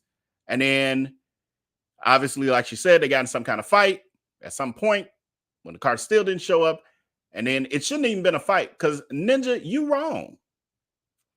And then her answer to it was, forget it. I get it myself. I get my own car. Well, that ain't the problem. The problem is he been lying to you. Throw the car out the window. The problem is that there's a lie that he has been perpetuating for weeks at that point. And actually, in addition to the other lies, and I'm sure there were smaller things in between there. Poll question I'm closing out is, would him driving would you having the knowledge of him driving an old Ford Taurus be suspicious to you? Now, this man is supposedly an executive who totaled his BMW in California, but now he's in Atlanta. And he decided, you know what? I'm just get a car to hold me over, and I'm gonna just get a old Ford Taurus. I don't even think they make Ford Tauruses anymore. He got an old Ford Taurus to hold him over, so he can then get another luxury car. That ain't quite making sense to me. Because he's saying he don't really care about cars like that, so that's why he got the old Taurus. But now you only looking for luxury cars. Something ain't right about that. That would have been a red flag for me. But 81% of you say that also would have been a red flag for you. 19%, I don't know, different strokes for different folks. Keep it moving. Let me go to the start questions, comment. But that for me, I've had people do that with smaller things, like promise me, not that I asked for anything, like, because pathological liars will bring things like she just said. She thinks he was getting his jollies out of getting her happy and excited about something that he didn't deliver on. So for me, the quick way to get rid of me in a dating situation, friendship, all that, any kind of relationship really, is to promise me something that I didn't even ask you for and not deliver on it. Get me excited or looking forward to something and you don't deliver on it. I'm instantly going to start being like, I can't trust you. I can't trust you with my thoughts, my feelings, my emotions. That's just how I work. When the trust is gone, the trust is gone. And I'd rather you under promise and over deliver. Don't under promise and under deliver, or over promise and under deliver. And especially don't not deliver at all. That's an instant cutoff. Under delivering is going to make me, it's going to eventually make me get rid of you. This is just true. It's just the truth. It's just the truth. Tell the truth, shame the devil. Tell the truth, shame the devil. And I've had people in dating relationships do that. And I'm like, damn, you just shouldn't have said nothing. You done promised me this, I don't know, grand date at some special restaurant or something, and and this and that. And then the day of, you like, what you think about us just, I'm thinking about a person that to this day, and I never really said nothing. I just slowly started pulling away because I was like, why it seem like it's always a bait and switch? You tell me this, you do this. Even for Christmas one year, they gave me a desk lamp. And they said, oh, yeah, I got this for you. I was thinking about you. And I saw this and da-da-da. And I was like, don't be re-gifting nothing and then trying to make it, hype it up like you thought about me for it. You got an extra one of these or somebody gave it to you. And that's fine. And it's fine to offer that to me. But it was something I didn't even need. But I'm like, okay, that's fine. But don't hype it like, oh, I saw this and I thought about you. And I was like, this would be perfect for you. If you don't quit lying to me. Now you're trying to win me over by giving me this thing, but now you done added all this extra nasty sauce on it, and now I want none of it. Craziness. Right. 2018 Ford Taurus. Okay. And ain't nothing wrong with the car. What's wrong with it is a person who claims to be at his status driving that and still claiming to be some executive or something. He really liked the finer things in life with his line scamming ass, right? And actually most scammers do. The first picture, ouch. Right. The first picture, ouch. And the second picture, not so bad, but he definitely don't give executive vibes. I ain't seen not nan bit of an executive in nan one of these. Like, right, more like an Amazon delivery guy. And she said he always had his head covered up. I would love, okay, so I got to see this video that's out there too, because I need to hear him speak. Because when you talk about being an executive on the level, VP, he talking about VP. Now, if he sound a fool, like a straight up country fool, I'm going to be pointing fingers at her. I'll be like, now, girl, you knew that this boy wasn't no executive talking like that. Or talking like this. He lies so much that he probably believed his own lies. I definitely believe that. That's like Darius Crooks. I don't think Darius Crooks is always intentionally lying. I think he literally believes his delusion at this point. I truly do. Truly do. But I think that's like most pathological liars. I ain't gonna say always, but sometimes they believe their own lies for sure. Oh, here we go. Car stuck on it. On the truck lies, typical liar. Yes, I remember in my earlier years of dating when I would, meet certain guys or whatever. And the one excuse I would always, because, it was a big deal whether or not you had a car. And, I was blessed, thank God, to always had a car from the age of 16, maybe 17. I think I got my first car at 17. I've always had a car. And so I would meet guys and they would be like, because it was shameful not to have a car, like by the time you got to your maybe mid 20s for sure. So people would make up excuses and say, yeah, I got a car, but it's in the shop. Or, yeah, I got a car. And then as soon as it get time for y'all to meet up, oh, I just totaled my car. You don't know how many, it's in the shop. Like all that. You don't know how many times I heard that. So for me, that's a sore spot. And even my catfish story that if I haven't shared it on Patreon, I'll share it next time we do our live. But even that story includes part of the fake having a car story. So that I'm very sensitive to when people start making excuses about why I can't see this car they supposedly got.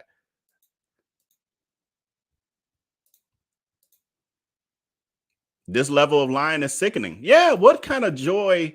Why not just live a regular life? Jesus. And work towards what you claim you want. When you found out it became her. So basically, saying when she found out and she kept going with it, it became a game to her. In some ways, I could see that point of view for sure. Okay, let's move into part 11. We making it though. We making it. We're gonna wrap this up at the 4-hour mark. And what I think, y'all, I'm gonna have y'all vote. And if you vote, then we can come back to this tonight, this evening, and then watch the rest of it as our evening live. Because I need to concentrate on a couple other things. And honestly, I need a break. I need a mental break from it. So I'll have y'all vote in the chat if y'all want to come back and do some more of this later this evening. I'm just going to give you some backstory on the family. Pause all the stuff about the house. Pause the stuff about the car. This is backstory on his family, my ex-husband's family. All right, follow me. My ex-husband's parents, mom and dad, are both deceased. Mom passed away from cancer. Dad passed away shortly after her. I'm not sure what he passed away from. So he has a number of siblings. He has two. With his parents, he has two brothers. One is older, lives in Philly. One is younger by 2 years, lives in Nashville. He has two sisters. One, Shantae, is older, lives in Douglasville with her husband and two kids, a boy and a girl. Younger sister, Kim, is the baby, lives in Augusta with her husband, worked at, I think he told me, Procter & Gamble. That was the story. He had two half brothers that were through his dad. One brother lived in Baltimore. The other brother lived in Augusta. The brother that lived in Augusta, I have physically met in person, shook hands, hugged, all that. The brother that lived in Baltimore, I have FaceTimed with, talked to him. The brother that lived in Philly, the older brother that he looked up to, I have never talked to him on the phone. I would always talk to him through my ex-husband. So the conversation would be like, hey babe, brother so-and-so said, hey. He didn't call him brother so-and-so. We'll call him John. John said, hey. Hey, John. I would be in the bathroom doing my hair, brushing my teeth. Hey, John. And he would be like, did you hear? He said, how you doing? I was like, I'm good. How's he doing? Because that's just me. And so he would relay back and forth. He talked to John every day from starting around July after the grandmother passed away. He would talk to John every morning. We both would be getting ready for work and he would be on the phone with John. They would be talking for 30, 40 minutes, talking about football, talking about other siblings. They would be talking about cars. They talk, I mean, it was really like not a big deal. They would talk about the brother in Baltimore, they would talk about the brother in Augusta, and then they would reminisce. This is the conversations I could hear. Let me explain. When I say I can hear a conversation, what that means is I am physically standing near him or next to him where I could hear him with the phone up to his ear talking to someone, because it wasn't me. Okay. I may not hear the other person because the phone call may not be on speakerphone. But what I hear is, for example, I hear, "Hey man, what y'all doing? Oh, for real? Y'all barbecuing this weekend? What y'all making? Oh, that's what's up. Nah, I think me and her gonna stay in this weekend because, you know, these numbers is looking crazy with COVID. Yeah, she over here. She's sitting right here. She watched the TV. Okay, hold on. John said, hey. Hey, John. You heard her? Okay. All right, bro. I just wanted to check in on you. That's the type of conversation I'm explaining. Okay, so I hope that gives a little more clarity about the type of conversations I'm hearing. So, I don't know why this light keeps going out. Okay. So that's how he would talk to his siblings. The grandmother passed away. He called me around April or May and told me that his grandmother passed away. His grandmother, on his dad's side, had died suddenly from COVID. She had symptoms. She went to bed and did not wake up. He was distraught. He was crying. He wasn't eating. He was just sitting there, listening to music, not watching TV, just sad, because he was like, you know, my grandmother was always my support system. So from what I saw, it really bothered him. I did not think anything of it. I'm one of those people. If you tell me somebody in your family passed away, I'm gonna believe you, because I don't play about death. And I guess I expect other people don't either.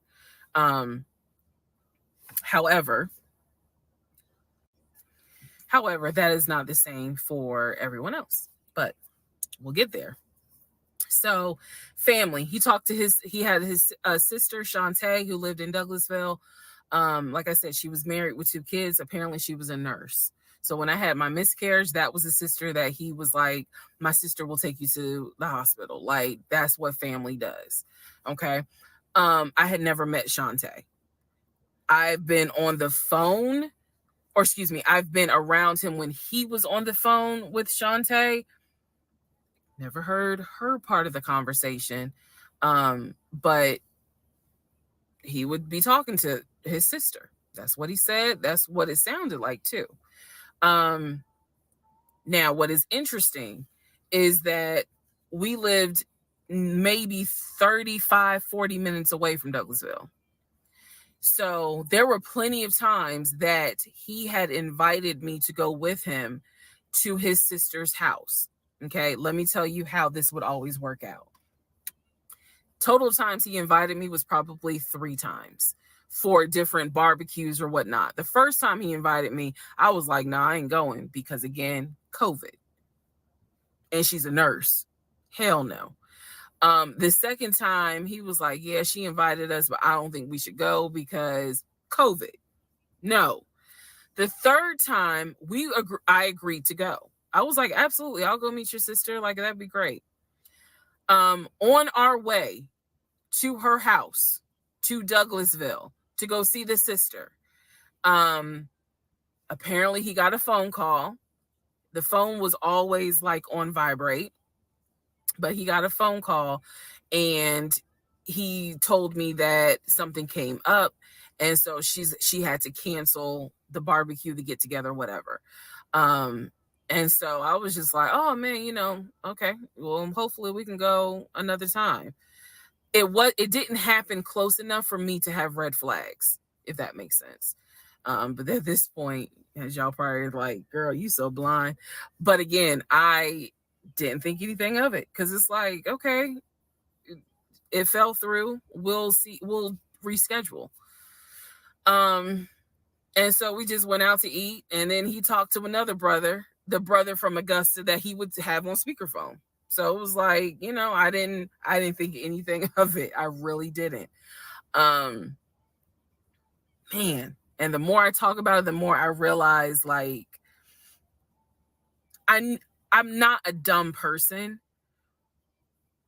but it just never dawned on me the things that you have to now investigate. It didn't dawn on me, but nevertheless, that is the backstory for his family, right? Grandmother passed away.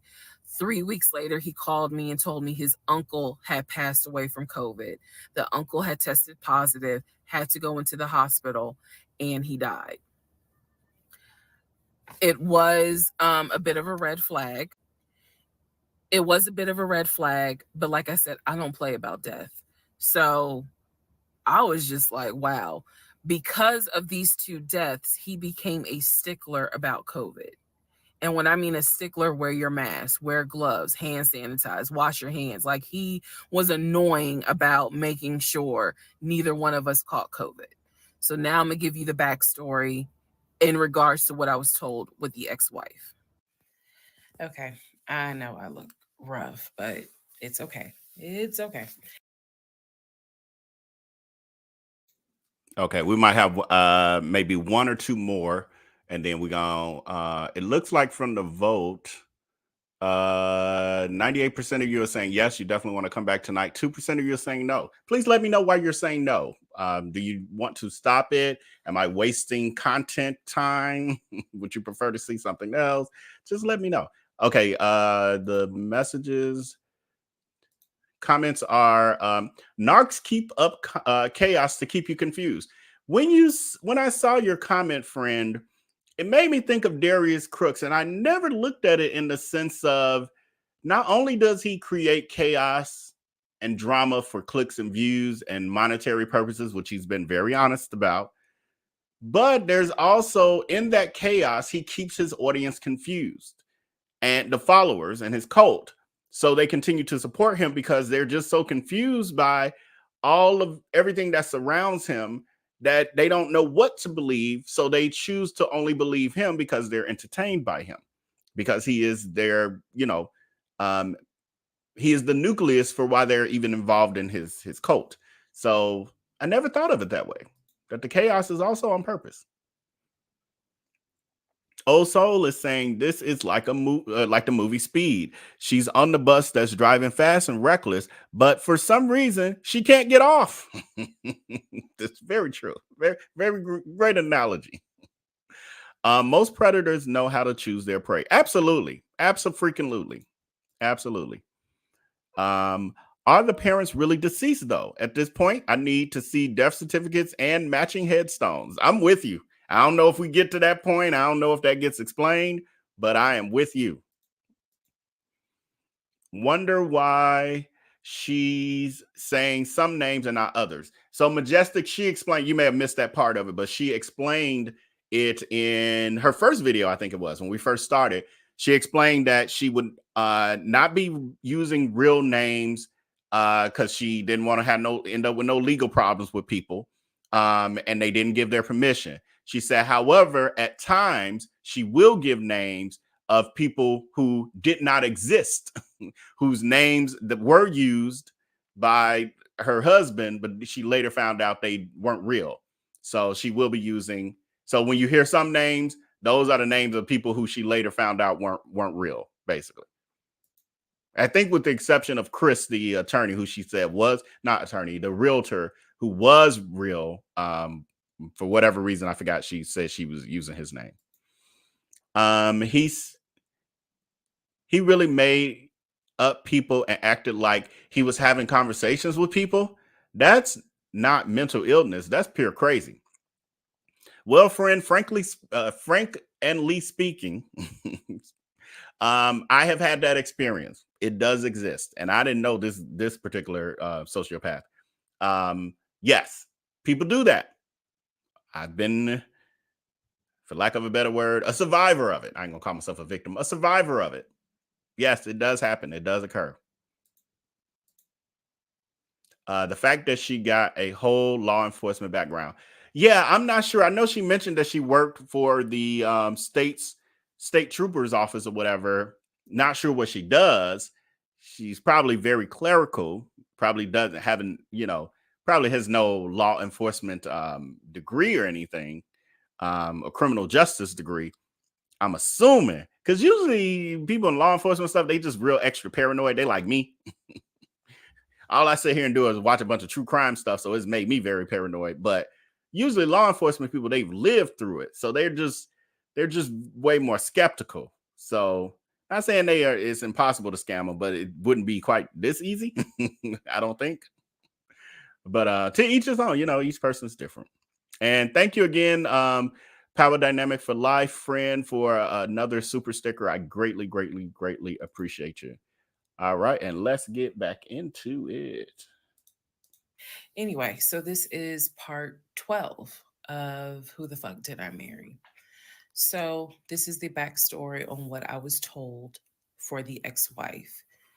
This is important. Pay attention. All right. This is 2020. So, this is what I was told in 2020. I was told that he and his ex wife used to be friends. Then they started dating and subsequently got married. They got married in California. He had bought a house with the money that he made from arena football. They had apparently had gotten married on the downward of the arena football career. Um, had a nice house. He showed me a picture of the house, showed me pictures inside the house. Remember that? Showed me pictures inside the house. It was a really nice home in San Diego. And basically, what happened was that he came home from work early one day and the hiccup, sorry. Came home early from work one day and his wife was sleeping with another man. The man was in the house. He and the man get into it. Her son, who um, is about 17 years old in 2020, um, she had two kids, a daughter and a son. The son apparently was on his way home from school when my ex husband found his previous wife in bed with another man. So the story goes that he and the guy fought. He kicked the guy out. He kicked his ex wife out, but told her the kids could stay. The kids are not biologically his, those are his stepkids. She was like, "You must be kidding. Like, I'm not leaving my kids here." The kids are old enough to where they were like, we don't want to go because you fucked up. We don't want to leave. So apparently she leaves. The kids stay with him for a few weeks. And uh, then she gets her own place. The kids move out, move in with their mom. He files for divorce in California. He files for divorce in California, and it was an ugly divorce. She was asking for spousal support, all kinds of stuff. And then it turned into, um, you know, I'll help you with the kids, not child support, but just I will give you some money for the kids because apparently he was very close to the kids and he wanted to keep a relationship with the kids. Their biological fathers, apparently there were two fathers, their biological fathers were not in the picture. So um, the divorce starts out contested and ugly, eventually becomes amicable. Eventually, they become cordial with each other. So my ex-husband moved. This is all before he ever met me. So I'm telling you the story of what I was told in 2020. So eventually, about 2 years later, is when his job approached him about an opportunity to transfer to Georgia. And so he took it. New beginning, fresh start. He has family in Georgia. He took it. He told me this story pretty much the second or third conversation we had. So it was always from the beginning that she had cheated. He caught her and he had filed for divorce, but he was still close to the kids. They still had a great relationship. I've heard him I've heard him on the phone with the kids, just encouraging them, helping the 17-year-old like with homework. The kids really apparently wanted to meet me, and I was fine with that. Um, he would send them money, if they needed something, because he loved the kids as if they were his own. I'm telling you the story as I was told it in 2020. So let's see, around April or May of 2020, he informs me that his ex-wife has moved to Georgia. Apparently, she's staying with her sister in Gwinnett County. So she has moved to Georgia. The two kids are now in Georgia. And so when he tells me all this, I'm like, so what's that supposed to mean? Now, I will say this. He never made it seem as if she wants him back. He never presented that. It was always, no, we're cool for the kids. We're cool for the kids. Um, but he's never presented that she was trying to get him back. I feel like it's fair to her for me to say that. And again, stay with me. It all comes out. But that was the backstory in regards to the ex-wife, that they got married in California, they divorced in California, and then she eventually moved to Georgia, to Gwinnett County, after he had transferred to Georgia for his job. He did tell me that, every now and then he'll get a text message from her. He told me that he, told her when I was pregnant, he felt like she needed to hear that from him instead of hearing it from the kids. And we got into a bit of an argument about that, but honey, in the big scheme of things, that anyway, so we got into an argument about that. I felt like that's none of her business. But that's the overall backstory of her. So remember, because there will be a quiz, but just remember, he met her in California, married her in California, divorced her in California. She moved to Georgia, to Gwinnett County, after he moved to Georgia. Are we clear? Okay. Okay. Part 13. Who is that? Somebody said these are moving fast now. They do seem to be moving faster, and I'm happy for it because I think it's a total of 50 of them. And what part are we on? Somebody asked. Well, let me get to the actual comments. Here we go. Perfect timing. How far along are you? I just joined, says Superstar Graham, I think it is. We are on part 13 of, is it 50, y'all? I think it's a total of 50. We got a long ass way to go. We're making progress because we're finally getting to I think this is where I left off, right? Maybe the clip we just passed. So now it's going to be new for me. He spent all of that time lying when he could have been writing fiction. Exactly. Because he seems very creative. Everybody's so creative. Everything with him fell through after those suspicious calls. So she probably became numb to his foolishness. Yeah, it's time for me to rest, y'all, because like I could barely read. My eyes are burning. And I still got work to do. Gotta love it. Yeah, everything with him fell through after those suspicious phone calls. She probably became numb to his foolishness. Yeah, I mean, obviously she did, but the problem is where I would have a problem. Like I could see totally becoming numb to the foolishness, but what I won't do is be participating in it. I can't be a part of it because although I'm numb to it, you're going to be constantly creating new drama and new stuff. And that means my life will be uneasy. It won't be my safe haven. I got to have my life and my personal life be my safe haven. And if you over here creating conflict and chaos because that's what you need to breathe, that don't work for me because that suffocates me. So we yin and yang. This ain't gonna work.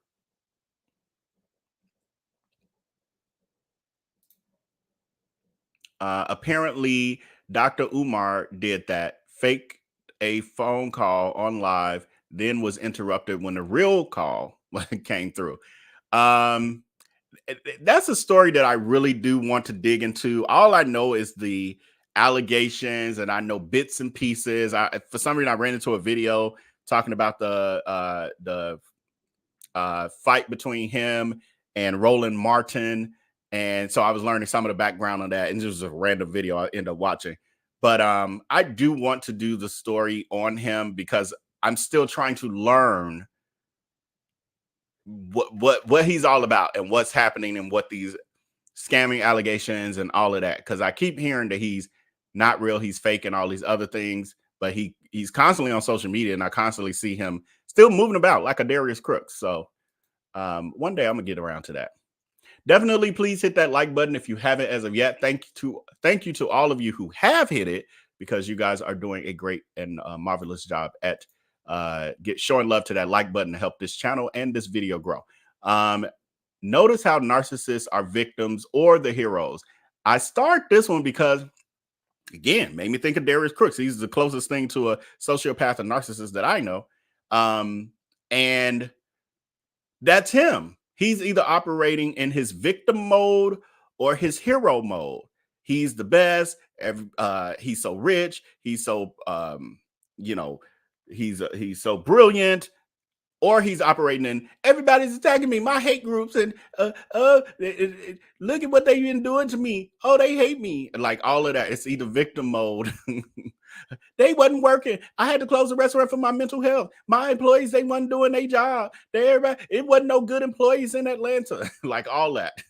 So victim mode or hero mode. I love that. Love that. Dr. Umar, fake calls and fake school. Right. So I hear the things that people are saying, but I don't know all of what's happening when it comes to him. It was another comment I was trying to that Umar call was one of the greatest moments in YouTube history. Okay, so y'all gonna have to look for that one. I gotta put that in my archives as I'm putting that story together. All right, so we're going to continue. This will probably, this is going to be the last clip we watch. And then because we did have 99% of the number went up, 99% of you are saying you definitely want to continue this evening after we all take a breather. We all mentally need a breather from this. And we need to then get our snacks and stuff ready for tonight. I think I might order a pizza. I'm still trying to figure it out. First, I want a jerk chicken, but I got to find the place I usually order from. For some reason, they not on the app no more. So I got to either take a chance with a new place, which I'm not sure I'm willing to do today, or I'm gonna get pizza. But anyway, we're gonna watch this last clip, and then tonight we will be back here, same channel. I will be sending out the notifications.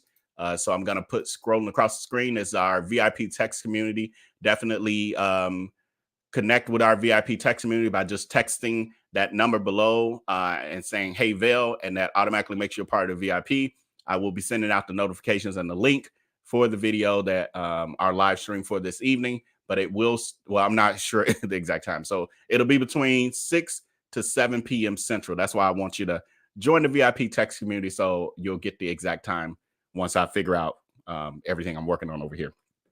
All right, let's move right into the rest of the video. Of who the fuck did I marry? So I've kind of given you guys all the backstory. Let's just kind of recap real quick. So I told you how we met in March of 2020. Basically, Georgia got shut down. I keep saying shut down, got locked down. We decided to quarantine together. I know it was crazy. It was crazy. I really liked him and thought he liked me. So I told you guys how we met. Things moved at a rapid pace. Met in March, moved in together pretty much end of March, beginning of April. Found out I was pregnant in May. Lost the baby in June. Had to have surgery in July. Started looking for houses. Started looking at cars. All this stuff happened literally between March and the end of, in August is when I got my car. So, got a car in August. He paid the down payment for that car. which I was shocked by. And no, it was not a BMW or an Audi. It was a Nissan Altima, but I loved that car at the time. So he paid the down payment for that car. Told me he would help me with the car payment.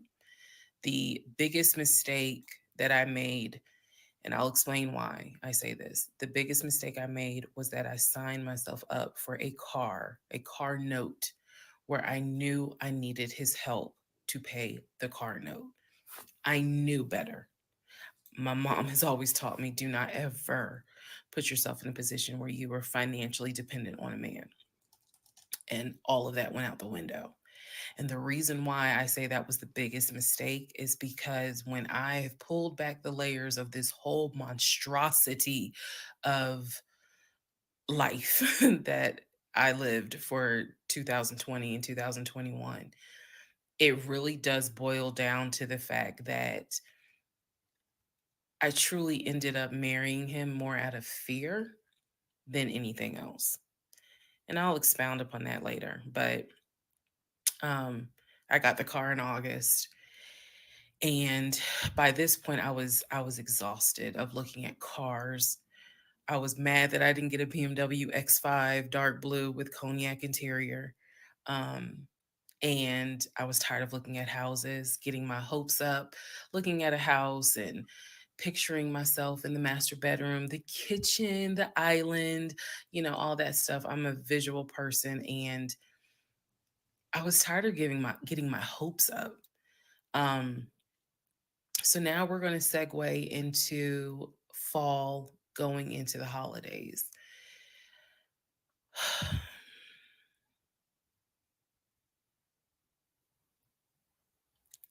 Here's what happened. In October, we looked at another house. This house was in Marietta. Absolutely gorgeous. Um, it was gorgeous. I want to say that the house was about $700,000. I really liked the house.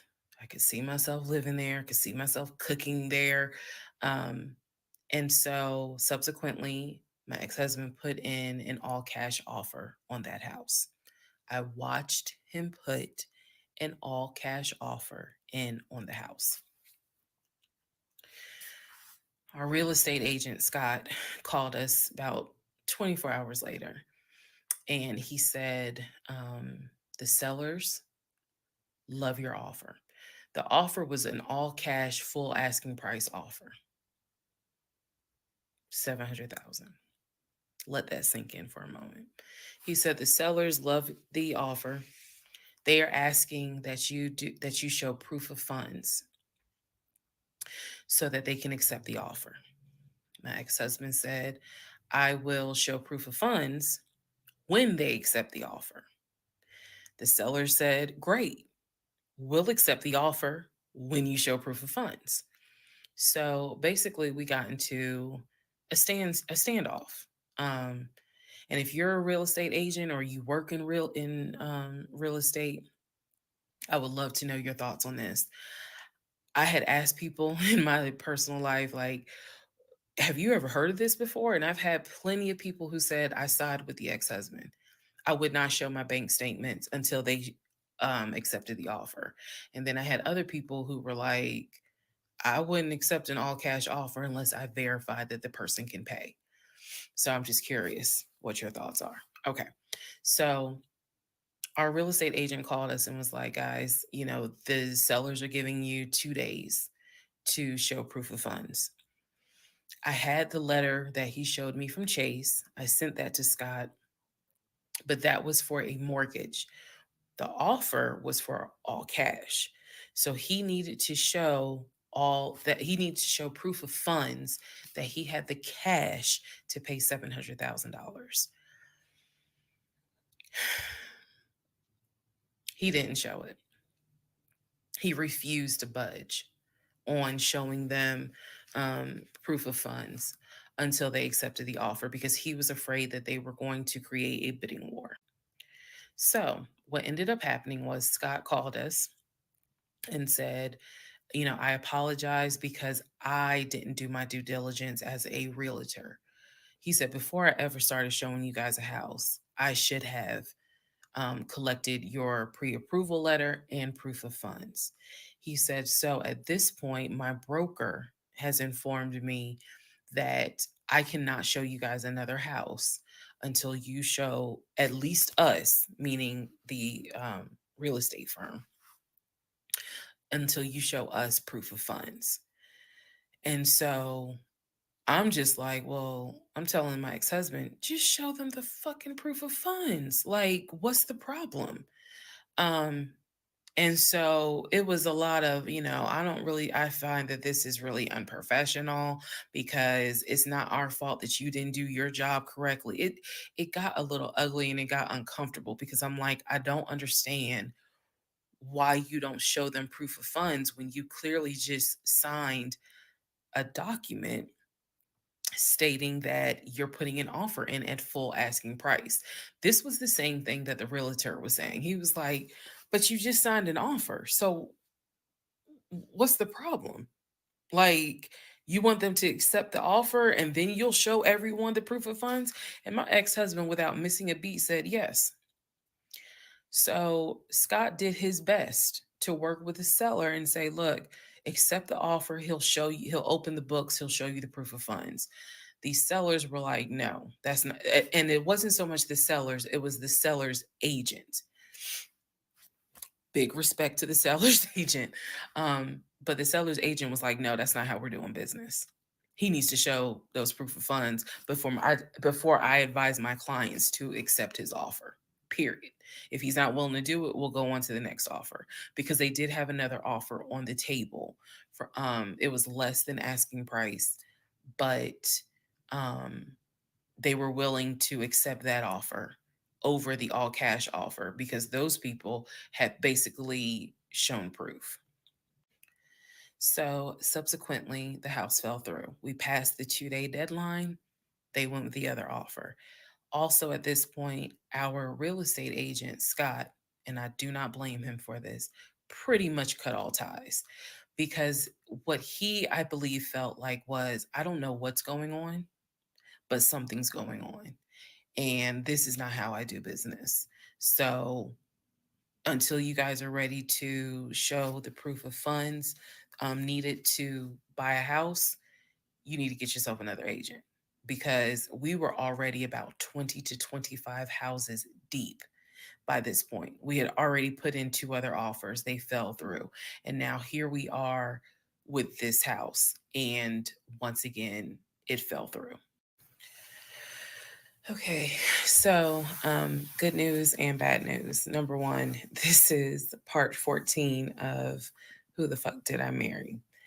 Bad news, this is going to be the last post for the night. And the reason why, good news, tomorrow's my birthday. So I'm just going to make this video, post it, and then I will pick back up probably Friday because honestly, I truly want to enjoy my birthday tomorrow. I just want to enjoy my birthday.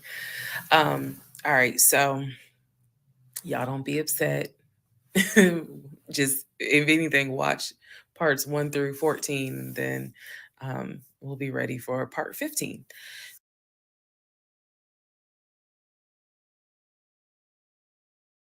I keep forgetting I'm muting. But basically, I'm saying the same thing. If you're joining a little late and you're like, no, don't end it, Vel. Watch the beginning of this. And then by the time you're done, we might be live again because we're going to go live between the 6 and 7 p.m. hour Central. So we're going to watch. This is going to be the last one for this session. So we'll watch this one. When this one's over, I'll read whatever comments we have, and then we'll check out, and then we'll come back this evening with our snacks and drinks. So the house fell through in October 2020. And what I told him was, I said, I don't want to look at another house. I don't want to talk about cars. I want to get through the holidays because it was going to be a holiday season where I could not celebrate with my family because of COVID. So I said, I just want to get through the holidays. I want to get through the end of the year. And we'll revisit stuff in January. I was very calm when I said it. No argument, nothing like that. Um, and he said he understood. I just, a lot of what fueled me staying in this situation really was the fact that number one, I didn't want to be alone. Number two, I didn't want to look stupid um, by having the relationship end so quickly for everyone to be like, we told you something was up. Um, and number three, I was ready to get married. And that, what ready to get married, fueled a lot of stuff. Um, and again, I was still making my audio diaries. So listening back to it, I knew something was wrong. I admit that. I knew something was wrong. But what I thought it was, truthfully, was like, why does it seem like there's always something? Like, why can't we just go ahead and get the house? Um, why is it always something? Why can't I just get the BMW? It still didn't dawn on me how deep the something went. And for the people who keep asking, I'm going in order of events. So, yes, there will be a video where I explain how everything came out and what came out, what was true, what was not true. It's coming. I'm just getting all of this out in order. So I told him I didn't want to look at a house no more. I didn't want to talk about houses. Do not mention the word Zillow. Do not mention the word the word realtor. Nothing. Let me just get through the holidays. And for myself, the question was, what do you want to do? You want to stay with him? Or do you want to cut your losses? And the part that kept me constantly second guessing myself was, what if he's not lying? What if he's not lying? Literally, the conversation I had with myself was, there's no way he is lying about having money. You saw the paper from Chase. They don't just approve $750,000 for a mortgage for anybody. Um, I've seen his checking account. You see how much money's in his available checking. Like I don't think he's lying. I don't think he's lying about that. But what is it? Is it that he doesn't trust me? Like, I second guess myself so much. Is it that he doesn't trust me? Is it that maybe he doesn't really want to get married? Like, what is it? Because I know what I saw. I know what I heard. I know that he's having conversations about move the money from this account to that account. Um, I know he's paying my car note and all these bills. Like, clearly, this man is making money. I know that I saw the the letter from HR that states his new salary is 200 and something thousand. Um, and I remember thinking, like, God, what, like, what am I missing? I'm missing something. But what is it? Because I know what I've seen. I know what I have touched. I have physically touched these papers. Like, I know how to read. So what is it that I am missing? He's close to his family. He talks to them all the time. He's just a regular guy that just likes to watch NFL football. He leaves me alone when I want to watch Georgia football. Um, he's paying the bills, groceries. I haven't had to worry financially since I've met him. And as a woman who had lived on her own, paying her own bills, my God, that is the most intoxicating feeling when you meet a guy who just takes your stress and your worry away financially. But the downside is he took away the stress and the worry financially away and instead brought a mental fuck job I've never in my life had experienced. And I could not put my finger on it. I couldn't really talk to anybody about it because I'm a big believer in what happens at home stays at home. So I didn't talk to my girlfriends about it. I didn't talk to my family about it. But I just remember being like, what am I missing? What am I missing? So we did not talk about houses. We did not look at cars. We didn't do any of that for November, December. And he came to me like around Thanksgiving, and what I thought was a very open, loving conversation. And in that conversation, he was like, okay, I know I have fucked up. I know that things are not feeling too strong right now. He was like, I want us to get married. I want a home. I will show you whatever you need to see to put you at ease. He was very like contrite. He was very just like, what do I need to do to put your mind at ease so that you know I'm in this and that I want this and that I love you and I want you to be my wife. So I was like, show me your accounts. He showed me his checking. He showed me one of his savings. He showed me a Chase savings. Now, I haven't been interrupting, but we almost done. But I had to on this. You can't show me a goddamn document, not a web page. What you can show me is a trip to the bank in front of the banker. I need personal banker. Well, really, at his level of money that he claims to have, we should be in the preferred private client section of the bank. That's where you need to be taking me, because I ain't believing not nothing you show me. I need a third impartial party to show me within the bank. Don't be talking about, oh yeah, the banker, we got such a great relationship. They'll come to the house and show us. No, because that might be somebody you hired, your friend, somebody I ain't met yet. Whoever else you're trying to scam and plot on me with. You got to take me to the bank. And I don't even want no teller receipt. Take me to the personal banker, the business banker. We need to be sitting down in them chairs across the desk for them.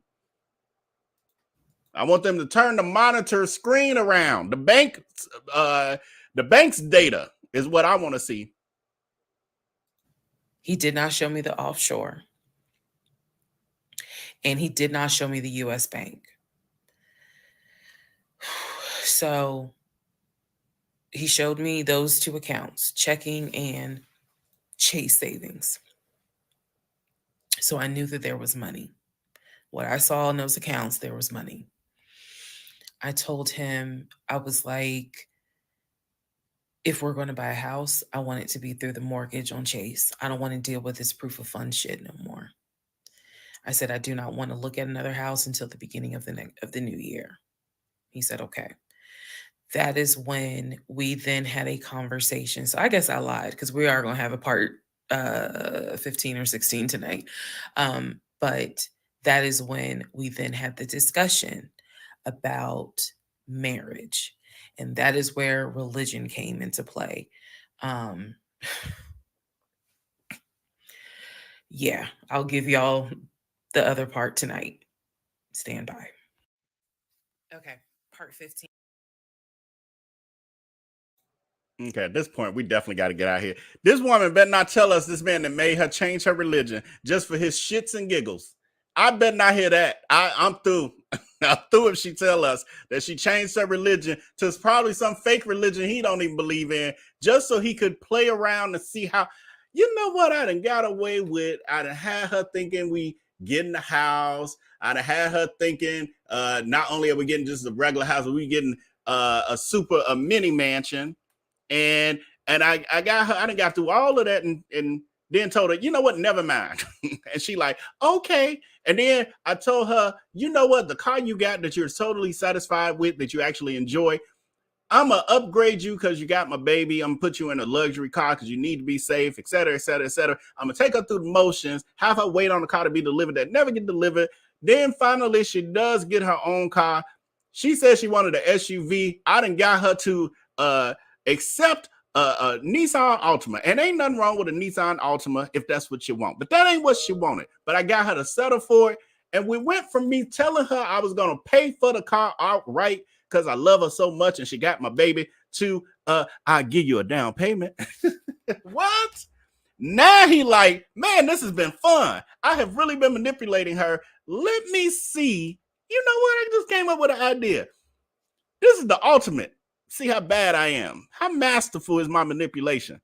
If I can get her to change her whole religion on a whim, man, I got it. I'm practicing. Next, I'll run for president like Trump. if I get away with this. Jesus. What? My religion. You can't touch my religion. That you can't touch. Well, I ain't really religious. My spirituality, you can't touch that. Sorry, sir or madam. You can't touch it. That's an easy way to get me to stop talking to you. You gone then. I'm an Aries. I'm stubborn. Don't do that. You gonna shot yourself in the toe now. Shot yourself in the foot. I thank God I'm so hard-headed sometimes.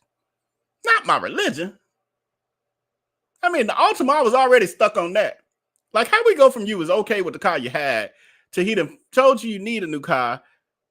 You're looking at BMWs and Audis and all kind of other luxury SUVs. And then you end up in an Ultima. What? With just a down payment. With a payment you can't even afford on your own. What is happening here? Oh my God. What was he doing? What was this able to do to make that happen? Huh? But that just shows you it ain't about looks. It's about mind, the mind control.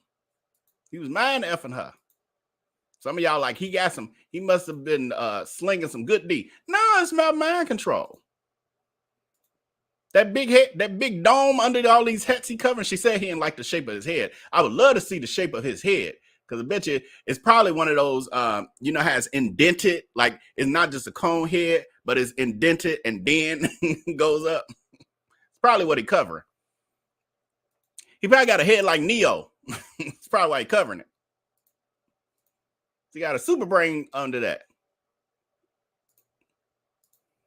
All right, let's get these last comments and then we got to get on out of here so I can get some stuff done so then we can come back. Comment is, right, he ended up with a car note on a Nissan Altima. Wow, now she knew she had made a mistake but didn't want to be embarrassed and explain to the fam. Yeah, I mean, not only did he put her in a car she wouldn't have wanted on her own, but then he only gives her a down payment and has her with a monthly payment that's too much for her to be able to afford. Where's this $700,000 cash you got? Y'all was looking at $400,000 houses at first. How about you continue with the $400,000 house and then take that other 20-something thousand and go on and put it on the Nissan Altima so she ain't overpaying a car note she can't afford. Not only is he playing with her, he's pulling other people into the shenanigans. You're quite literally pretending you have $700K liquid cash. Yeah, craziness, wasting the realtor's time. That realtor learned a lesson too. This is how scammers get us though. I'm saying us because I don't want to be like I'm finger pointing, but I really mean y'all. This is how scammers get y'all. They show the money, they show the illusion of success and having money, and then people get blinded by their common sense. All of a sudden, the gut instincts and stuff go out the window. So this realtor obviously got impressed too with the fact that this guy said that he had $700,000 cash to put on a house. Didn't even bother to say, "That's beautiful, sir. Can I see the documented proof of that?" He got impressed too. Great job, Vel. People, our brothers doing hard work. Support the channel. Hit that like and share. Definitely share. I don't say that often enough. Please share this video and all the other ones. And hit that subscribe button. Definitely. Please and thank you. Please and thank you. It helps the channel more than you know. People often see what they want to see in spite of the red flags. Absolutely. And that alludes to what I just said, where because of the fact that they had the illusion of this man having money and wealth, they only saw that. They didn't see the red flags. The realtor did not see the red flags that this man ain't once supplied him and provided him with nothing that proves what he's saying about him being able to buy these almost $1 million houses in cash. That's how it works, though. That's how they get y'all. Old Soul is saying she didn't see anything from Chase or anywhere else. She just saw Word docs, right? But that also shows, I'm totally agreeing with you 100%. And also to my earlier point where it was on my soul, on my heart so much I had to stop and pause her, because I'm like, he just showing you documents. Anybody can create documents. People create, I ain't gonna say we can, don't want no government coming at me. People create counterfeit money. I was about to say we can create. No, people create counterfeit money. Anything that is paper, electronic, you can fake. That's why you have to go to the source to verify. So if she wasn't at nobody's bank location talking to a business bank or a personal bank or whatever account he had it in, it's all for nothing. He's just placating you. She said she went to, that's what I always say. Like, people talk about, make sure you got your degree and they graduated from college. Well, book knowledge and common sense and street smarts, they all different things. They're all different categories. You got to get educated in every area. Not only your college education, but you also need your street smarts. And you also need your common sense smarts. They don't just come naturally. You gotta work towards them. Tanisha's saying we can talk ourselves out of making the right choices. Amen, friend. I have done it. Many of us in this chat have done it. Some will admit it and some will not. They'll, be holier than thou and sit here and point fingers at everybody else who made mistakes. Yes, she is degreed, Leslie. She says she was degreed. That degree ain't help her know that people can fake bank documents, though. Can't learn everything in school. Or being working for the state troopers. I really would love to know what her role was. Like, she had to be like, well, hell, I was about to say administrative work pushing paper. The problem is in pushing that paper, she didn't realize people forge stuff. I don't know, y'all. We'll see. We'll get further into this. Yes, it's intoxicating. Yes, all of this, the pipe dreams he's selling her, the fact that she's looking at fake bank documents and thinking he still has this money, it's alluring. The moment feels good. Anything can be doctored or created in this day and age. Absolutely. Hell, even before technology was before we had AI, even before that, it was still possible to create and forge documents and stuff. People have been doing scams and identity theft and all of that stuff for decades, doing those methods of forging documents. There are people who have literally, he wasn't good enough to be able to get a house. I've heard of stories of people falsifying stuff and being able to actually buy a house through identity theft and all that. Craziness. But anyway, I thank all of you who have joined us this afternoon or this morning going into the afternoon. This has been fun. We will be back this evening. If you are interested in rejoining the fun and want to know the exact time, please make sure you are a part of our VIP text community, which is scrolling across the bottom of your screen. And all you have to do is text. I'm sitting here trying to say more words to wait for it to come across again because I don't know the number by heart. And it's taking forever. Hurry up, God dog it. And that number is 312-847. Here it comes. 312-847-2787. 2346. Again, 312-847-2346. Text Hey Vell to that or whatever else you want to text. And that helps you join the text community. That's where you'll get the updates of when I upload new videos and when we'll go live this evening. So yeah, with that, y'all get y'all snacks, plan what your snacks gonna be, your drinks, because we're gonna be up for a few hours. We're gonna be some night owls tonight, and we're gonna try to get through as much of this as we can this evening. And then we got to do a little bit more even tomorrow. We can do that. I got the morning is free for me. All right. So with that, I will talk to y'all in a few hours. Make sure to take care and be blessed. I'm going to play this out.